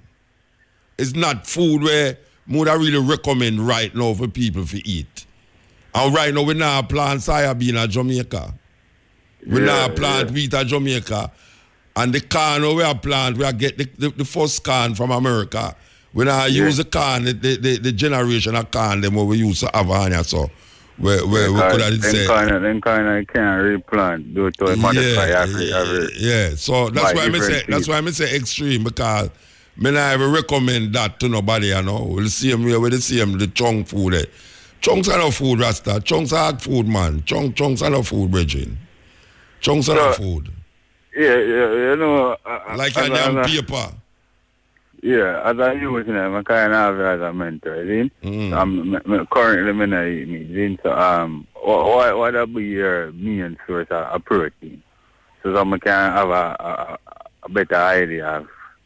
My main source of protein, no nuts, man. Nuts and peas and anything? No peas, nuts, cashew and almond, cashew. You know, I mean, you have a whole heap of protein.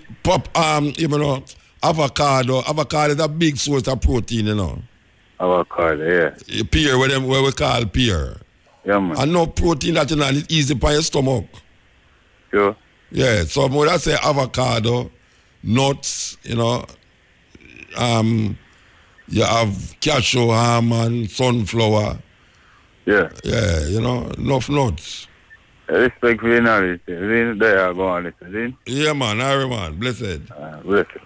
Yeah, this is the cutting edge on RFM. I you know when I say extreme, you shouldn't even say extreme, you know, because it's not extreme, you know. It's not extreme if you not eat chunks. I mean, really, actually. The only reason why, and this is something I will put my mind vex me about. The only reason why I will eat a Rastaniam chunks, because it reminds him of meat. Chunks remind everybody, most people who name chunks, it remind them of meat. There's no way a man can tell me say, he might cook a ital pot and he have chunks in the pot. That's not an ital. That'll definitely have the ital. Yes, EL. Blessed love Mutabaruka. Oh, you know, man? Yeah, man. There I give thanks for life, you know. Real. Glad for you, man. Glad for you. Yes, man. Real. Yes. They are listening from every time to this time. What the ginger them as say? Want to make the people them know, say, crime is a big business for the so-called crime. Upscale people, yeah. Crime you talk about? Yeah, man. Crime and violence. As in violence. So them fellows realize, the crime them a bit up. They make certain people retire in the society. Like the judge, the lawyer, the police. Government. The dead house. All of them, the church. All of them. And the people there. They must suck me out. So crime. So we need for us stop and think and look in ourselves. And stop gazing at the sky and look for God to come help us. So everything right, man, we do it. So we have to know, say, right now, the mess we create and make, and we have to clean up that. We can't wait for no God or no Jesus or no them things to come to that for us. So we make the mess, and we have all the powers in the earth. Every one of us, whether upon earth, is important. Until we see ourselves like that and realize this whole heap of crime and this whole heap of filthiness and all them things are not going to stop. Because we have made them happen. Especially the preacher, them in the church, them to stop. To the people, them engage them in the sky and talk about this God business and this Jesus thing every day. More and more. So them say them are the problem. Them against away the people, them lead them away in more destruction. More graveyard, more death and desolation.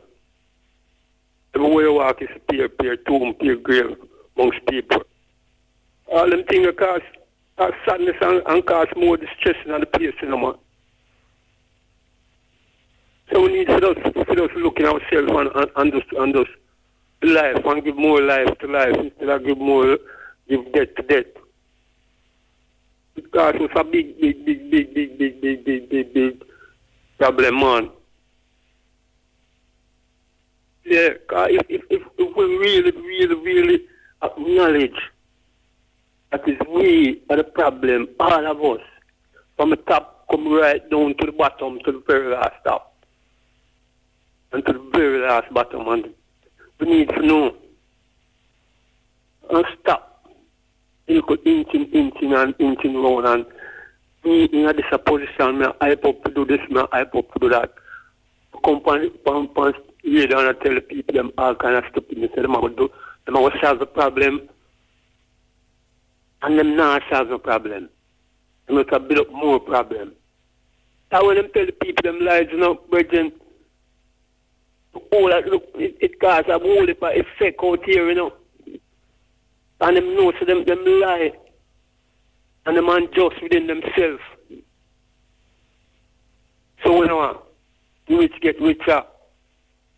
And them see so no one can touch them, but germs and disease always take them. Because there is something within us that we need to know that we are the fruit of the land, you know. But people, when we invest in one another, are the greatest thing that, but if we are going to destroy one another, what we are going to expect to happen? We don't have no chance. None of us now have no chance. Because when some man build up all them grill house and them things and have man a guard around them. Poor guard, the bodyguard, said man around and feel the pressure too. So, you know, them now come take you out. We need to realize them things, man, and stop the local education stupidness and the departure from first class and second class and third class. So we all are one. Whether we black, white, red, brown, pink, or whoever we are, or wherever we live, we need to realize that each one needs each one. Every one of us need each other, and every one of us, I say, is important to one another. We need to gather, man, and stop foolishness and the stupidness and the inferior quality. Every one of us are quality. But we have it within us, you know. But through the bad teachment and the bad propaganda and everything, because some man find himself in some position where them never believe them never reaching, you know. Them just make up themselves and do pay stupidness. Just like right now, people who forget the job them and who qualify and who can do it, they not get it. But some people who you know and you know this and I'm a friend, that I'm a friend around this, I'm a friend that, so them forget the thing. Well, you know, keep on spoiling up the nation. We hear you loud and clear. We hear you loud and clear, Virgin, but you know we have to move. Trust me, we have to move. Give thanks to the counseling. Yes, sir? Yeah, man. Yes. This is the Cutting Edge and IRFM. You know, some people tell me long a rebel salute. Some foreign, I don't even know. So, a peer ones from foreign, I come to me about Cutting Edge and Stepping Ways. And anyway, them tell me, say, Muta, you say if me ever miss one of your program, then me feel guilty. Like me do something wrong.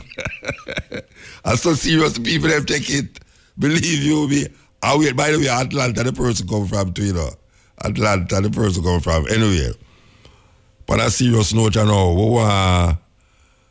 want to say, for those of you who know Solomon Wolf from the Ethiopian World Federation Local 43 was one of the first man them to go up on the land grant, the Shashaman land grant. Solomon Wolf passed away this week, yeah. Yes, at the age of 94. You hear that? 94. So he was one of the first man them to go up on the land, a Shashaman in Ethiopia. Well, him at 94 when him passed away. I will heap of age that. Believe you me.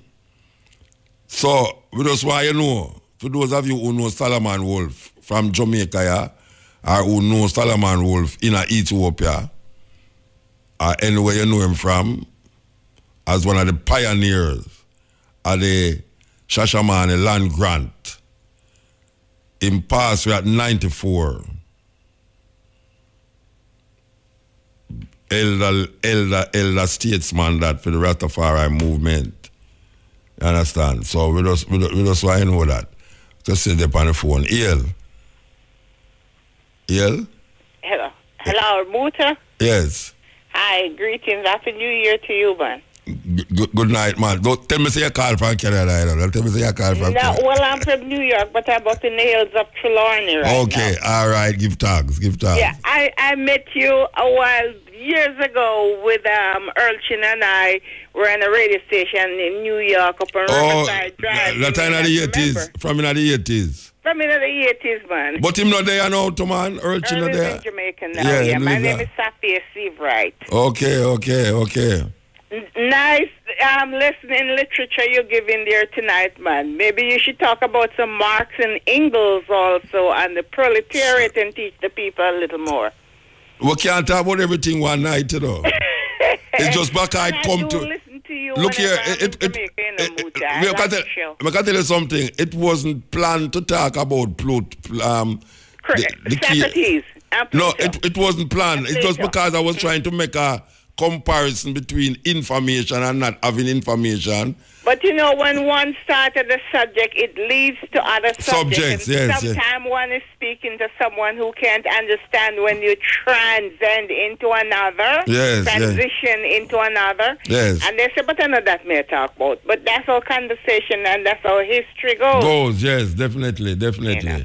Yeah, but my name is Safia Silver. To know why I'm not in radio anymore. I do a television show in New York, but I'm chilling out. Yeah. So what you chill out at Chilani? I chill out up at Chilani, man. All right. And you know the Chilani no cold, or you chill out. You're supposed to get warm up there and chill. Eh? It's chilly up here, man, and I have whole heap of banana trees around the house. It's chilly, man. Chilly, all right. Chilly. All right, all right, Muta, one love, huh? Yeah, man. Give thanks. Give thanks. Right, give thanks. Yeah? Yeah, Muta. Yeah, blessed man. Well, years you know you're from you know, brother. Years you know you're from me. No, man, I try to get you, man. I mean, it's hard to get the link start. Years you try to get you, so I can't get it? Yeah. Years? Let me say, from last year, man. From the last year. You have to pay your phone bill, man. Yeah. No, man, sometimes I have a credit, man, and they wait until the bad than them thing the other people. We run out. Yeah. So make use of it now. Make use of it. Yeah, me send a text, you know. All right, here one now. You see, you get me now, you know, and you play radio in the background. So, me turn it.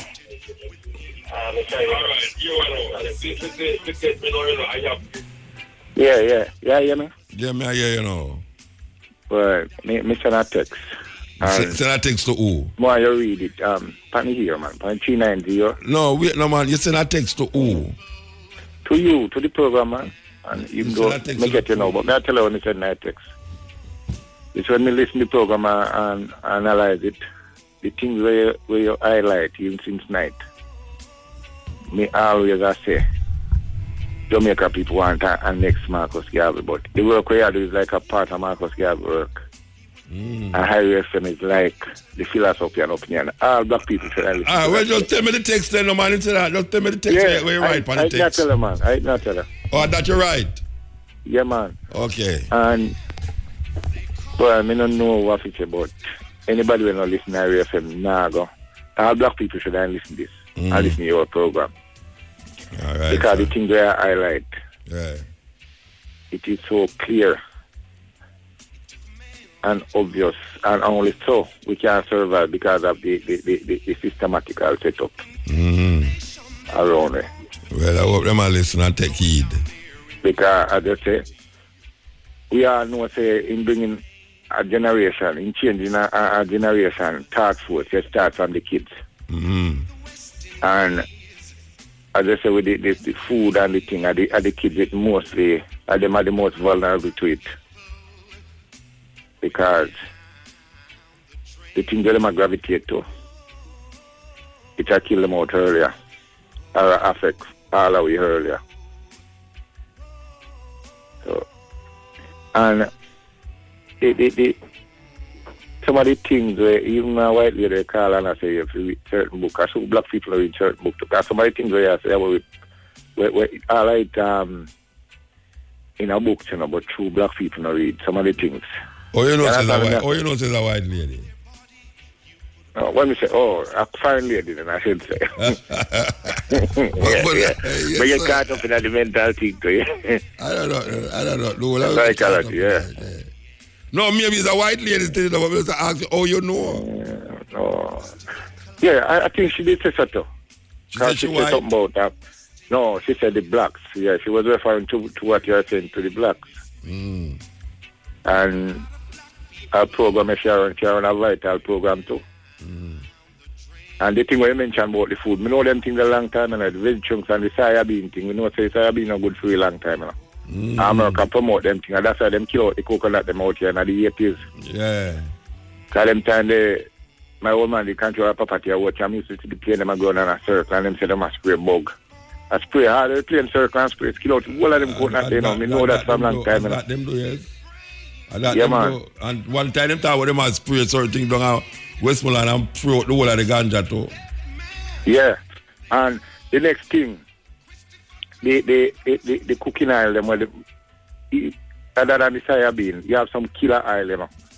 Because you have a cooking oil where we understand. This information we understand is a wheel oil. Cause what kind of oil? A wheel. When they catch the wheel and put them on milk. Because there's no way I may presume it, because there is no way a oil supposed to fry. And no matter what season you have it tonight, it will have stinking smell there. So if we go back to the normal coconut oil. Coconut oil use, man. Boiled coconut. You have a factory at St. Thomas where I promote it now. You have a factory at St. Thomas? No, them have a factory at St. Thomas. We'll go back to it. You have old people used to boil it and sell it. Yeah, well, we know old people up Portland. Old people at Portland are boil it and sell too. Yeah. But Jamaican people don't want to use that again. Them get idiot full now. Them don't know say coconut oil a good oil. You know, it's at the best side you can use right now, and we get it at Jamaica. Yeah. We have it at Jamaica. Yeah, and go like, we don't want to use it. We want the oil to come from far in. Even though it's more expensive, but them say the cheapest come dearest, and the cheap thing will kill we out. Coconut oil not expensive, man. And no matter the price, it's better use it more than the local one, because them things are killer, you know, man. And you have a good oil to olive oil, you know, extra virgin olive oil, a good oil too, you know. Yeah. But you don't have foreign oil, but a good oil. And black people don't use it. Only the preacher they use it, wet them in them forehead. They use it. I saw preachers sprinkle through the bad yard one time, and I said, but look at this wicked man doing. And sprinkle the thing out. Before one get a jump on it and sprinkle it around Jamaica. I like people drink it. And you know what the Virgin read out, me had a play about that, it 10 about 14 vital things. Yeah, for kidney. You couldn't get a copy of it, Muta. If you could, you get a copy? Couldn't get it to IRFM because it passed too long sometimes. It's hard to tell me something. You have the bookshop in a town, see where? No, uptown? Yes, man. That done a long time. Long time. And Muta, one time you do, you remember the time when you did come march against Popeye downtown? Yeah, uptown too, yeah. Me one of the man who come find and when Dr. Martin and him secretary them did come here. And we do a video with you on a land bookstore at Church Street. I wonder, you still have the video there when they like get a copy? Yeah, Mr. Man. I don't remember to make video on it, so yeah, but still have video. Yeah, but no, one time you check here, you say, could I try and take a feet up the bookstore. Yeah, but the bookstore. But to me and a half, so I go back a country them time, man, you know? You shouldn't go back a country, man. You shouldn't go back a country at all. I don't know if you find them something, them brethren, trust me. Them things. And you couldn't give me a number, Muta, because you do a vital work, and a man like you. Tell me where you want me number for. No, like, it's a long time, brethren, man. You just call me, so. No, but all right. Like certain, right now, me's a bookman and certain information and certain books also. Yeah. Make an operator give, but can't give it. You get it to me. You can't give me a number on the phone, man. You have to call. No, you can't make the what you call it? No chick, not about you, man. The secretary, Mr. Man, not chick. Yeah, call her, make sure you get it.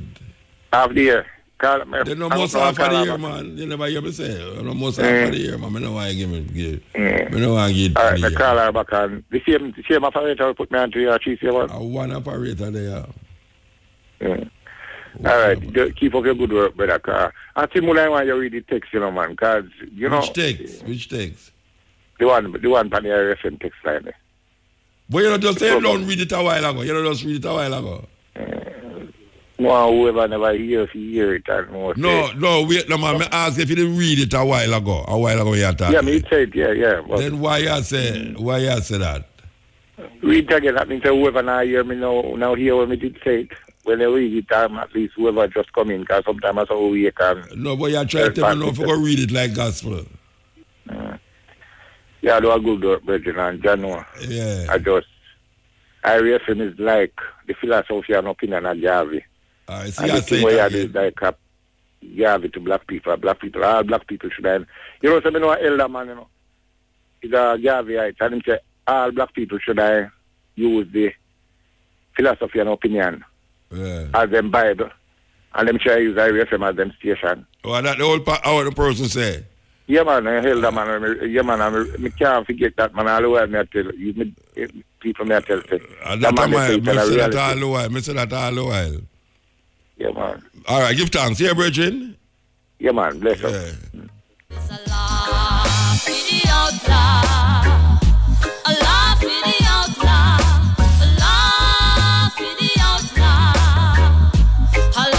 Desiree out of Virgin Island. This is the cutting edge. Yes, EL. Blessed. Blessed. Mama Fire, how you do? Rastafari, I love you, brother. Yes, Mama Fire, how you do? Give her thanks, my brother. Give her thanks to life, you know? Yeah. Yeah, man, me I black up about Uncle Salah a while ago. Yeah, in past way. Yeah. Sunday, yes, and past Sunday. Yeah. Yeah, man, so I touch her, you know. I'm off neck. All I and I Jamaica, and you say, my father, brother, that, you know, car pearl. Oh, yeah? My father, brother, that. Yeah, so I car pearl, you know, it's been in my wolf, you know. Yeah. And I black out the word sound, and I say, I love all of these families, them come together now and give me a call. That's, and I'm 13 unity again. But I said I did live before he moved to Ethiopia, you know. So me that say, in that the church wrote the orders, so me that say, if all of them could have come together and just get my number and leave up and make and I will a celebration to the life and work to Uncle Salah. Because we don't know so enough funeral now go on here, but we'll power one Uncle Salah and that night a chanting and we could have hold a current and give thanks to the life and work to Uncle Salah. Uncle Salah is a man that really tried the back and fill up a whole pack for me, so he could have just really do that for me, you know. Yeah, all right. Rastafari. So that joke, you know, my last thing could have did know. And get you know, the number 575 3034, you know. All right, give thanks. 575 3034. Yeah, and we have the good coconut oil in our Portland and 3 years. They have black about it every time. Someone in the nation will know. The coconut oil. Good coconut oil. Oh, you mean, man? Coconut oil still a make, man. Still a make. Yes, sir. I have to go to check the eye earlier and I get something. You know? That I want to tell the world, said that was one of the things that I used to make my living off of. Boil oil. Yeah, boil oil. Me and profile. And shine up our skin in the car. I tell you, man. When I done, we are rub and foot everything. Oh, you mean, man, we look like we are shining at the dark, man. We are shining at the dark. Thanks, man. When man pass the moon, boy, I'm say, why, Jeno, you look so clean and shine, man. I tell you, Rasta. I know people having here, so when you're done with the trash, I never use that for my foot and dust it up. Yeah, no, the trash we I use, man. And the trash we did I use, you know. We used to put on the trash, you know. No, I can tell you something. We used to have the trash there, you know, and anytime we are going road, you know.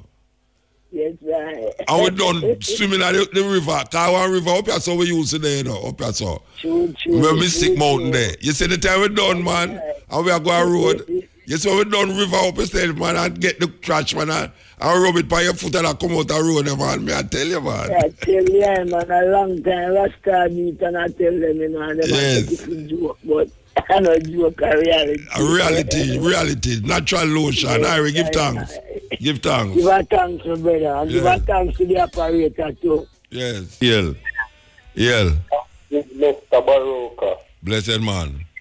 Yes, sir. Then, Mutabaruka, before me make my point, you know, I send. You know, say, for example, when you're not interviewing a specific person, say, persons must just come and make them point and move because they must understand, say, other person is on the line waiting. Because, for example, that guy came on the line and read out the message where him sent and I text, I must say, you can still read it. Like, team vibes now, no validity or whatsoever. So people just must make them point, man, and make other person can break your line because IRFM is an international station with a lot of person calling. So then to just break the line that the car flow. But I bet you that's not your point. I bet you that's not your point where you talk about you know. I don't hear what you say. I bet you what you talk about now is not you that you call for. No, that me call for. That means you now make your point now. So you can make your point now then and practice what you preach. Alright, as me say Mr. Baruka, right now, you did talk earlier about the allegory thing, and I mean, and for example, Mutabaruka, a lot of person now, for example, when they read the Bible, they don't really understand the Bible from certain level. They don't really understand, for example, certain studies. They don't understand, they don't know nothing about esoteric. They don't know nothing about etymological study. They don't know nothing about connotative study. They don't know nothing about linguistics, so they tend to get caught within the whole realm of allegory. So I just want people them know, say, while them sit around so them wait for Jesus, them to know, say, within themselves, Jesus are wait for them too. So I just make that point and move quickly. All right, give thanks, man, give thanks. Yes, continue. Blessed man. Happy New Year. You too, man. And just keep on doing the good work. Rumley. No, this is serious. Credit a go. No, wait, let me tell you how serious it is. A year tune, me just put on the turntable up this a while ago. No, this is serious, Rasta. Me can't believe this. Me can't believe it. A year tune, me just put... No, man, me I tell you, this is serious, Rasta. Brethren, I tell you. A year tune, me say me going to play your tune after the Willie Williams. Then me going to play your tune. Blessings, man. I swear it go. Oh gosh, man, me I tell you, I swear it go. I got him credit, God. I can play that verse, but I'm not going to play him tune. Believe you me. Yeah, this is the culture. You know, so that Scarlet scared me a while ago, you know. That brethren there from Rumley scared me a while ago. Because me I play the Willie Williams tune, you know, and me I look for the comment to put up on the next turntable there, so. And the man just called me. I'm frightened, you know. No, that one the rough rasta. That one the rough Papa Brains. Me put up the tune, you know, come a theme tune that, you know, for 20 years now, a theme tune that. And me put up the tune on the turntable for play it, on the computer, and hear the man on the phone. Brethren, Rumley, are you this, you know? From ocean to ocean, why don't you do that? I wish you'd do that. I wish it's second my motion. I really wish that all men... Yes, me I tell you, a big tune, big tune. Yes, here. Brethren, yes, this here. deserve another round of it in a motor. No, you can't get again, man. No, you can't get another round. Believe me, another people. All right, no problem. People no problem. Yeah, but satisfy them again. No, but not wrong with that. You scare me, man. Me fright, man. Believe you me. I you don't know, but look at that. Eh? We want a prayer go for that lady here, you know, because she's sickly body, I know, you know. Which lady? Delarice, man. Oh, yes. Very sick. She's very sick. She needs a prayer motor. Well, say the prayer, man. But you hear me as a virgin. No. Yeah, continue. Me sit down inside that, so you can, and me one in the studio, so you know. But you can imagine me put a CD to play. Yeah. And know, say, for 20 odd years, you are asked me to play this tune, yeah. Every time you call, you ask me to play this tune, yeah. And you never ask me tonight. And me put the CD for go play it. Me put the tune for go play it on the computer. And the next call when me take up, are you a call? I'm scared. I call, you know, but the call just come in at the right time. It's scary, right? Yeah, me tell everybody, but this is the work so you do. Yes. Just continue. God, it was one of them where I said, boy, I love you come on TV. I see you on TV. Ah, you say you don't want me in the day. I'm happy in the day, but me never call you upon stepping yet, you know. Oh, you never call me that day then? Never. I need to call you because the first time you go and live run by your show. Ron Mushed, yeah. Yeah. I see my rebel salute. You know. Eh? And me have something when me write out from work. Yeah. When me have pain, when you run there by your show. Yeah. Me just have said something out of my head still. And it's there on paper, you know. Me need to say something to you about it. But I just time in. Yeah, man. All right, give thanks. Bless up, man. Yes. Iron sharp, iron brother. May I tell you. Blessed. Yeah. Yes, Papa. That is what you call mystic. Mystic. Trust me. Mystic. So, here we go now. I just call exactly before the truth on top of the something, you know. Amazing. All right. Yes, Ian. Greetings. Blessed. One, man. Cutting edge. Yeah, man. I King James again, you know. Well, I'm King James. Happy New Year, man, you know. Happy New Year to you, man. How you do? Real, man. So, how are you with you now? Eh? How are you treat you? So far, so good, you know. Real, Last man. year was a wonderful year for me. You know, I don't know about the next man, but... you know, say you have my son do all of them time, you know, though. Yeah, me know. Someone big up you and Spice and Beanie Man and Freddie McGregor and Judy Mart, you know. So all of them people that my brother and sister. Yeah, man. And Lisa and our mother, you know. So, so when you big up Lisa, when you big up your mother, I knew me so. Hold on. Me and Beanie Man and Spice are brother and sister. Yeah, and Freddie McGregor and Judy Mart, you know. We are sister, but Lisa and our mother. Yeah. So when you play one song for your mother tonight, Bob Marley, Three Little Bird, yeah? But when you play Three Little Bird for Lisa tonight, man, God, no respect to her, you know. Why you know easy, no? But me I tell you about, keep me talk about the Bible and no Muta, because you see the Bible, when me I tell you say the Bible are red, green and gold, and Jesus come to me with red, green and Bible are red, green and gold, you know. Yeah, man, Jesus come to, if you base up, if you read the last part of the Bible, Psalms 150, he say, every breath shall praise the Lord, you know. And me see cock, only cock me see when I praise the Lord at night time, I get up and wake up, me cock, I praise God same way at night time when we are sleeping, you know. Okay, sir. Because the Bible say every breath. So we are saying if a killing that go on the earth and thing, and thing, it's like say, man, if you praise God more, and me I tell you, say, the human people who kill Jesus, you know, man. Jesus, whoever things that go on, we call him people still alive in the motor, you know, realize the motor? Yes. Yeah, man, I'm still alive, man, and the woman have all grand pitney and great grand pitney, you know. So I want the crime I get greater and greater upon the land, you know. All right, you know what I do? I'm going to play for my mother, Lisa Anna, I'm going to play Three Little Bird for her. Yeah, Bridget? I'm going to go something else, motor, all the two teeth. If they ain't come out, come turn up, maybe they won't kill Jesus, you know, I two teeth. Yeah. They turn up and they kill Jesus, you know. All right, sir. Yeah. So when they have all the quote, you want to hear the tune for my mother, I don't want to hear the tune for my mother. All right, let me call you back next week. Then, yeah, all right. So I'm going to play the tune for... Who you say my mother again? Lisa Anna, man. Just play Three Little Birds. Yeah.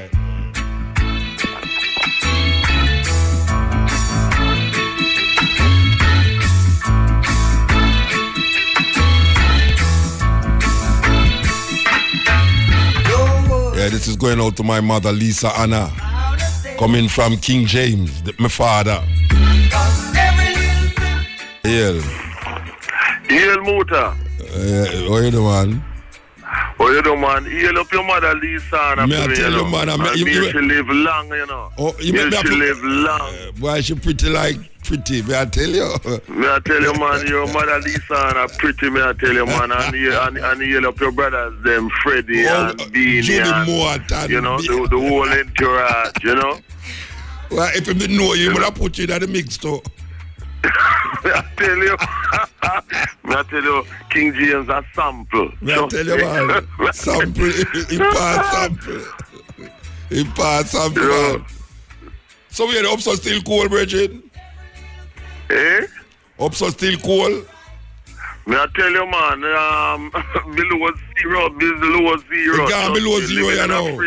It gone below zero. Living in a fridge. Living in a fridge, you know. And you know, yesterday, the 18th, Wednesday, was the anniversary, because it was on the 18th of January, 1981, that 13 African youths were murdered in a fire in New Cross, South London, you know, said to be caused by racists at a party. And later on, another one of them died as a result of that fire. And what is one of the things about it that the parents remember is that a little bit after that, the IRA let off some bombs in Northern Ireland, and Elizabeth, Queen Elizabeth, the second of Jamaica, of Britain and Jamaica, the head of state, sent condolences to the family, the Irish families who lost people as a result of the IRA bombs, but none to the families of those Africans who died in Newcross or so-called subjects. You know, this is something that shows the double standards. Yes, 14 dead. In fact, Tony Douglas, the singer, sang a song called 14 Dead and Nothing Said. You know, show you how African life is disregarded. Who you say sing it? Tony Douglas. Tony Douglas, who used to sing in the group named the Black Stones and later on the group known as Quest and thing. He's the elder brother of another singer, Keith Douglas. Yeah. You know, their mother, Olive Douglas, was the first woman in Britain to own and operate a sound system, which she did in 1969, originally from Clarendon. You know, the Paddington Terror Sound. Yeah. But yes, you know, these kind of racist things, you know, whenever the lives of our people. And then we see whereby in the background we know that the deadline has passed, but President Jammeh has not stepped down in the Gambia. May I tell you? Yes, and I don't know where got me as well. And some people are saying he should step down because he had said that he was going to hand over. Yes, him did say it. I wonder how that changing mind. Why I'm changing mind? Yes, well, I'm gonna say why he changed his mind, because I read. You see, shortly after he said that he would work with the new president, who is a devout Muslim, and he's a Muslim himself too. Yeah. The new president-elect came about because it's a coalition of about at least 3 or 4 parties. Because when all is said and done, the party in the Gambia that has the largest amount of voters who voted is still President Jammeh, you know. So if any one of the others had on their own, they would not have defeated him. But it's because at least 3 to 4 came together in a coalition. Yes. So right away, the single party with the largest supporters by far is Jammeh's. But what made him change his mind, and I agree with him, and I know this is going to shock some people, was when one of the people in the president-elect's group said, after he said he would hand over and work with a smooth transition, that within 1 year of them coming to power, that he would be arrested and charged for crimes. Now, Jammeh is a military man who came to power 22 years ago by overthrowing the farmer thing, who was a puppet of the British. In fact, afterwards he fled to Britain and he died in Britain. He was a puppet of the British. And he knows that the British, the French and the Americans want to get rid of him. Just like how they want to get rid of President Mugabe and any other African who they don't like. Because of his Pan-Africanist statement in terms of... And he moved Gambia from the Commonwealth too. Exactly. So, he knows that from this guy came out with that, he knows the plan is to get rid of him. Now, self-preservation, from he knowing that, he is going to protect himself. This is why, because until then, he was cooperating and said everything was fine. But when this guy shoot off his mouth and said that he's going to be arrested and charged, and I would do the same thing. I hear the Nigerian them say them are gonna send army over there today or tomorrow. Not exactly. Well, as the Buhari and the guy who head in the Ghanaian regime now and others, they are a set of hypocrites, and it goes to show how they always allow themselves to be used by the European imperialists to act against other African leaders. It's the same thing they used to do with Kwame Nkrumah, Patrice Lumumba. This is a typical type of thing, you see, right? Willing to be used because the Americans and French really would like to go in personal, you know, but because it would look too obvious, they're using them. That is what is happening. And ECOWAS, the troops from the so-called military thing, they should not invade the Gambia. Why does the Nigerian president, who is a former military general, why doesn't he deal with Boko Haram in Nigeria that is wreaking havoc? That is what he should be dealing with, rather than sending Nigerian troops to another African country to intervene on behalf of the British imperialists and other European imperialists who want to get rid of President Jammeh. And it reminds me of when the British, Tony Blair and others, and the Americans, George Bush, they were very upset with Mbeki of South Africa because they wanted him to intervene militarily in Zimbabwe to overthrow President Mugabe. Yeah.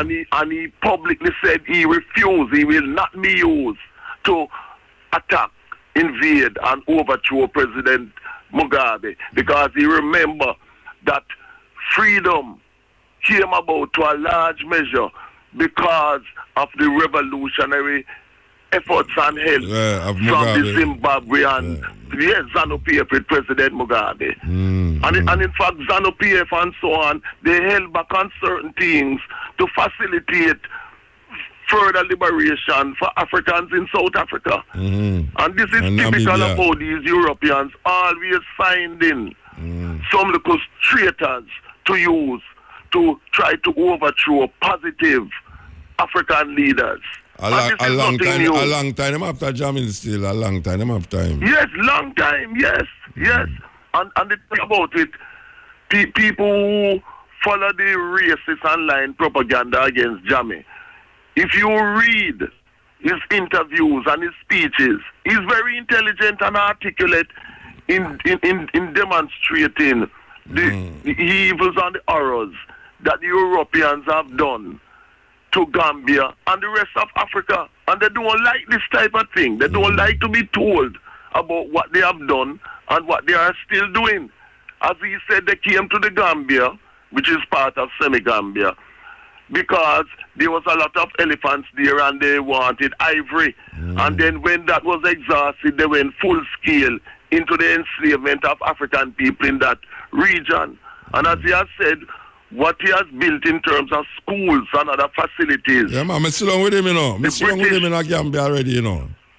Yes, I know, because I'm sure you've been there more than one time, haven't you? I have all pictures with me and him I go around in our celebration where them have them. I tell you, big celebration, man. It's an amazing thing. I did broadcast it back live on IRFM, yeah, to tell the people exactly what I'm doing. Yeah. And how do you find him as a person, Muta? Tell us, as a person. You know, you see, him forward thinking. He's a forward thinking president. I find him forward. Because here when I say no, with the rice. Just say that again. I want to say it again. Wait, I'm going to tell you what happened now. Him say him going to make Gambia sufficient in rice by the year 2016.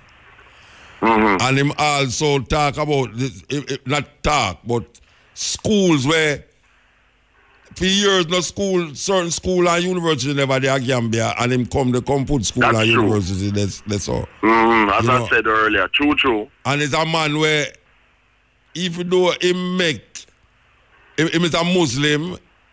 Yes, you have Christian, Arab Muslim thing. But you have Christian. When Christmas come, you wouldn't believe it's a Muslim country. And when Muslim come, you know say it's a Christianity there. And when I was there, them uncle have about 4 murder for the year. And the police them no carry gun. No, compare that to Nigeria. Compare that to Senegal. No, you can't compare to Nigeria. Nigeria is the most confusing place. Yes, but they want to invade such a country on behalf of their British imperialist racist master. Nigeria is the most confusing country in Africa, man. You see, the thing about it is that Nigeria has been plagued by a set of neo-colonial puppets who serve the interests not of the Africans of Nigeria, but the interests of the European imperialists still. And this is why all the vast wealth of Nigeria, the oil in the the Delta region there, where the Ogoni people are, etc. and so. They destroy the environment, and the money from the oil wealth has not benefited the people of the Delta region and the rest of Nigeria, but the money has been stolen. As Chinwezi has referred to, what is happening in Nigeria is a lootocracy, whereby politicians just come in and loot the treasury. You know, and you know, some of the most expensive houses costing multi-millions in London are owned by corrupt and thieving Nigerians. Yes, in places like Belgravia in Westminster. And the scamming thing not start with Nigeria and them, man.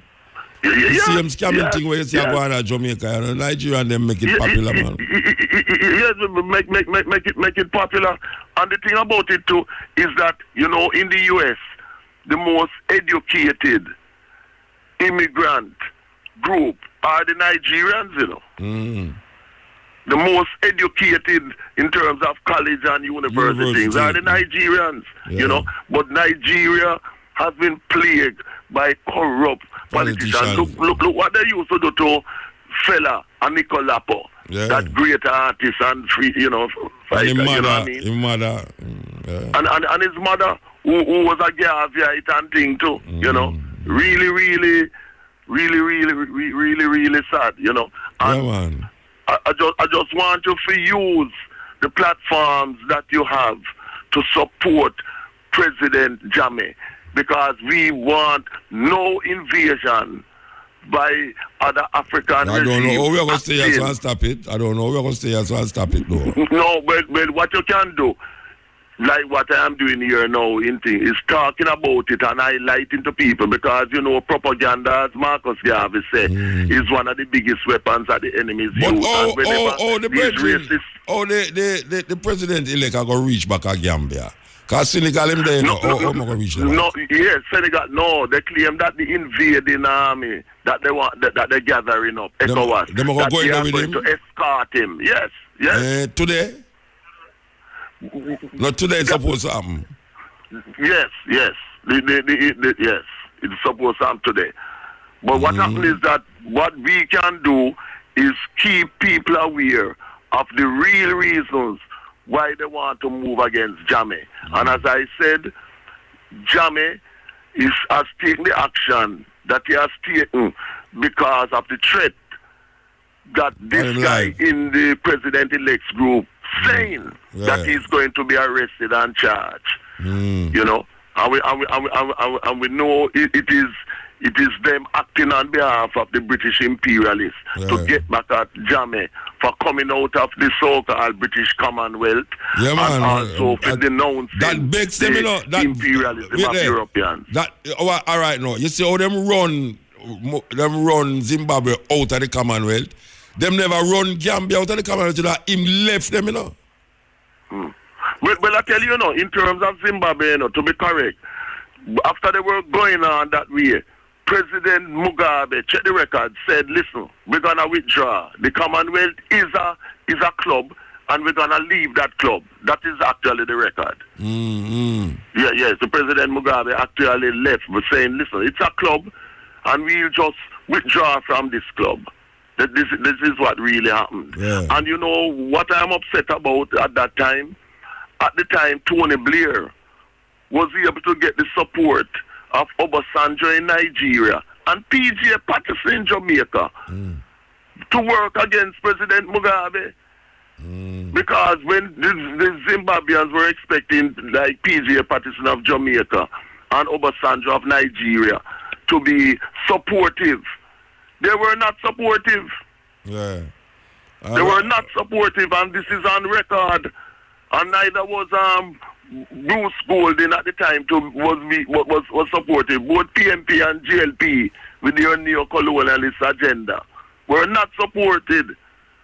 And I want to big up Laxley Comrie, our teacher brethren from Kingston Technical High School, who phoned me yesterday. You know, I just yesterday me talk about him too, you know, to some reporters. Yes, man, you know. him phoned me yesterday. Yeah, you know, just yesterday me fine. talk about him. A long time I don't see him on a part. Maybe I choose stop go a part where him that still, but a long time I don't see him. We usually book him up at some session or some stage show or something. Yeah, that is true. Well, him not so going out so much because of the health thing, you know what I mean? But Laxley fine, man. You know, I want to big up ever in and Cool Walks in Central Kingston, Wildman Street, and big at the Taylor and the coach for Kingston Central football team from Smith Lane, James Street now. And all of the Central Kingston, massive, St. John's Road, Spanish Town, massive, and all 14 parishes of Jamaica. And finally, the 6 men who were killed in that white Corolla car Saturday in the border of St. James and Trelawney there. Goodwill, I think them say, what a name the district was named. What I find... I don't find it peculiar because you and I know this runnings. They say 6 men were killed, and these, among them, men who are normally heavily armed gangsters, etc., who have been wanted for various murders and so on. But only 4 firearms are found. So why that sounds strange? Because I would be thinking, the 4 firearms are some handguns. I would be thinking that the way they said that these men are always heavily armed. And I would be thinking that you would be having at least 6. No, but maybe the driver and somebody else in there never have no gun. I mean, it's not unusual for 6 men are driving and can't go 4 gun in there. That not sound unusual to me personally. Because you can't drive you cannot drive in a... I hear what you're saying. I say you can't have 4 men in a car and the 4 of them are terrorists, you know, and 1 of them in there have gun. Yeah, but the way in which these men were so notorious and them thing there. Yeah, them kind of steppers and them terrorists. Yeah, but maybe them take them off guard. Each of them normally have all 2. Yes, normally them have all 2, 3 gun, extra gun in case gun stick and them kind of business there. You know what I mean? No, but for say that, but them living. All right, for say what? Why you say that? Say I'm 4 gun meaning what? Well, it points to the thing that in a lot of cases, sometimes when you hear police say that them kill men who are wanted or you know, the standard saying they were found suffering from gunshot wounds and later succumb to their injuries, etc. Sometimes some of these killings are not done in a lawful way.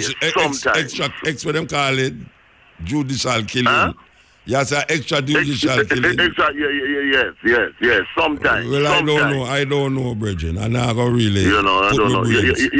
You know, I just looking at the whole scenario, but at the same time, the violent murders in Jamaica and so on, really by criminals is really out of hand, and I don't regret the loss of life, nonetheless, of people who have been murdering other Jamaicans. You know, we really, because this is a way of disseminating the African population. This is part of reducing the population of the African race.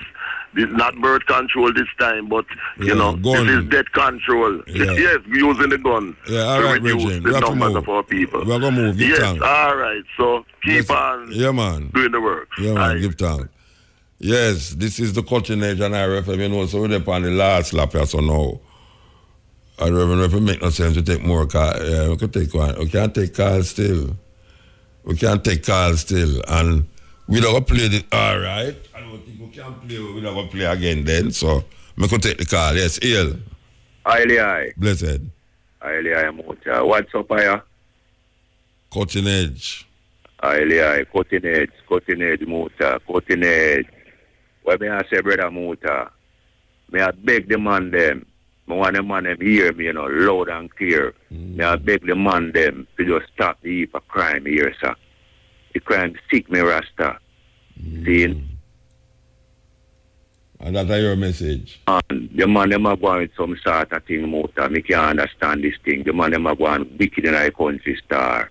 You know, see, the man them are put man in the earth before the man them go put food in a gunfire.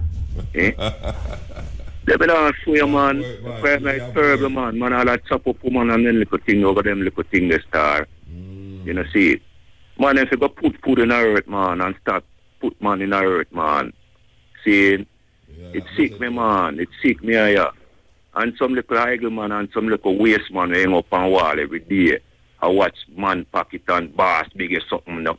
Look how much eagle on the fire. And enough eagle on the for the man them in a man. You know, see it. But anyway, your man call me then talk about say him can't get nothing feet and all them something there. I take a plant something, him say no land. Oh, him in a country. Him say no land. Man go put dirt now, rubber tire and plant them, man. Food can grow in a rubber tire, you know. Yeah? I'm get trip out. Yeah, food can grow in a rubber tire. Just get some rubber tire, put it at dirt. You fry with so much vegetable. All them, when them call it, them big water plastic buckle. Cut the buckle sideways. And board somewhere about and see if you know get enough food come outside, enough vegetable, enough lettuce and tomato and all them something there. Joke business. Yes, Ian.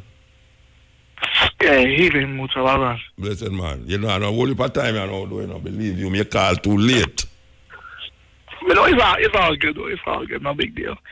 Hey, last week when I talked to you guys, I said that, as I said to you, the Bible is a lie, right? And I show you guys that they're taking all this garbage and put it into the Bible and giving us to read and for us to believe. Like, I told you guys about the Zodiac. Later on,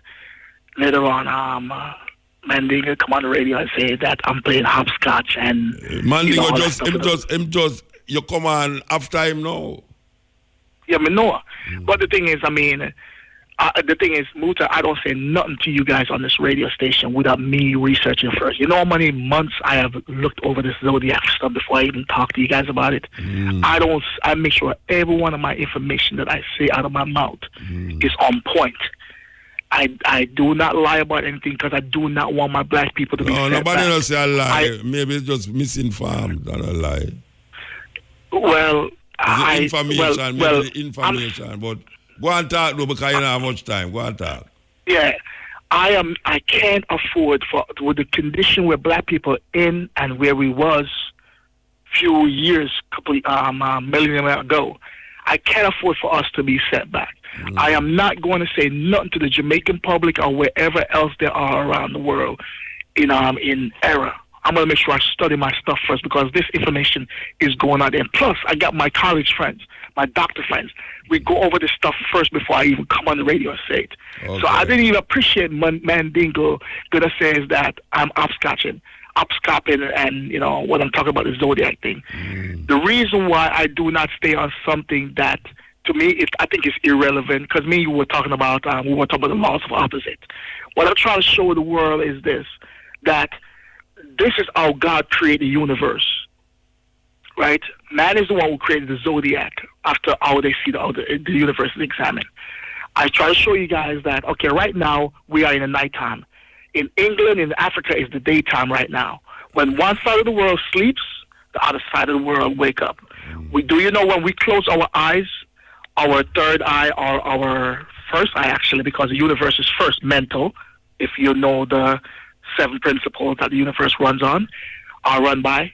The first principle is the laws of mentalism. Do you know that our third eye, our first eye, is actually open? The people who are sleeping right now, their eyes are open to the astral plane or to get information from our Creator, right? When people are awake right now, that third eye is closed. So let me ask you, right? You examine them mind for know that? You examine them, or you know that? You examine them to find out, say, when them asleep, them third eye open? Or what kind of experiment you use with people? Wait, hold on. It's not even. What kind of... Wait, no, man. Yo. May I ask you a question first? Me say, what experiment you did and how much people you did it with to find out, say, when them asleep, them third eye open? Okay. Do we all dream? Yes, we sir. do. Yes, sir. Let me ask you a question. We all dream. Yeah. That's how your third eye is open. Actually, it's called the first eye. It's not even the third eye. It's the first eye. Because again, the first thing in the universe is the law of mentalism. So we have to imagine. What your third eye show you? What your third eye show you? Don't we have dreams, Muta? Do we get dreams? Yeah, when you get dreams, you get inspiration, you get information when we are sleeping. Sometimes you have some food late at night and you go dream about a movie where you just say. But you did dream, don't you? Yeah. Exactly. What the thing is, whether you eat food late at night, or the thing is, those things can cause you to affect your sleep, because you do it. As I said to you before, you talk about like last year when people eat meat. When they eat meat, it affects them also. Because I even hear you at the end of the year. We're talking about eating enough meat. At the end of the year last year, I heard you talking about that on the radio, and you are absolutely right. You are absolutely right, because meat eating affects us consciously. But they ain't supposed to be eating meat anyways. I agree with you guys on that one. Muta, do not think for 1 second I am not with you, bro. I am with you all the way. There may be some things that I know that you may not have ventured in yet. There must be some things that you know that I have not ventured in. But what I do not shut you down. I went ahead and go look up what you're talking about. Yeah. Because I have loads and loads of database with information, plus my bookshelves are crowded here in California and in Florida. I got information. And I'm in research. And I love come read your bookshelf, man. I told you I was going to send you some information back in 2016, but you didn't give me no information. So I was like, man, forget it. Which part of California I live? Which part of California I live? I live in LA. Which part of LA? I'm not going to give you all that detail. Man, you think I want people to come look for me? No. Nobody not certain information. Stop going like you had some big undercover man. Just tell me which part of LA you live, man. Which part of LA? I live in LA. Just come see me in LA. I can meet you out in the airport. LAX. I meet you in LAX. All right, sir. All right. But Muta, I am not with you. I'm not against you guys. Here's what happened. Yes, I got what's the name information. Marcus Garvey information. Marcus Garvey is a very inspired man. I respect him for his work and what he has done for black people. I respect that.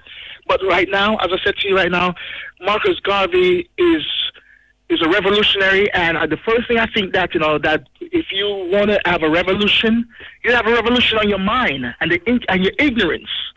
That's what Jamaican people. No matter how much we read Marcus Garvey information around the world, the thing is, if you don't change your mind, because your mind is the thing that you have to go through first before you make any action, before there any changes come. Yo. You ever read Marcus Garvey book, them yet?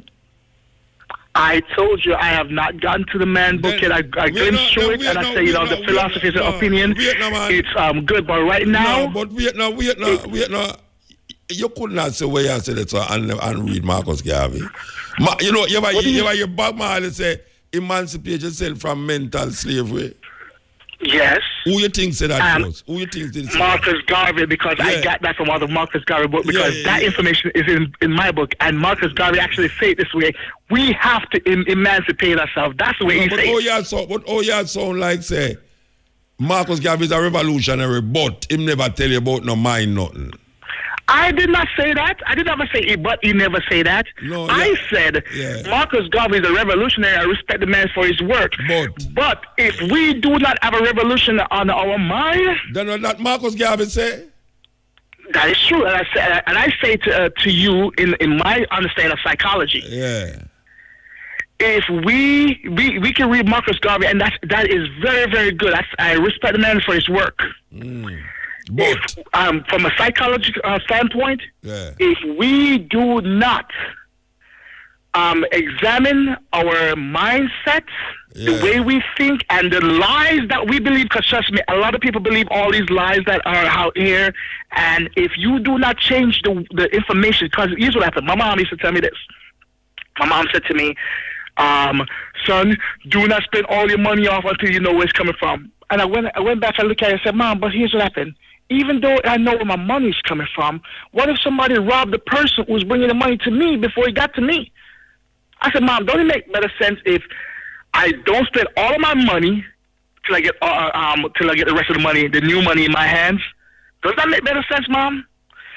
The things and the statements that our ancestors say before us, and the things that our older people, the 60s, 70s, 80s, 40s, and whatever like that, say to us, doesn't it make sense for us to re-examine some of the things that they say to us to make sure that it's applicable to today's time? Yeah. Because time and things change, doesn't it? Yeah.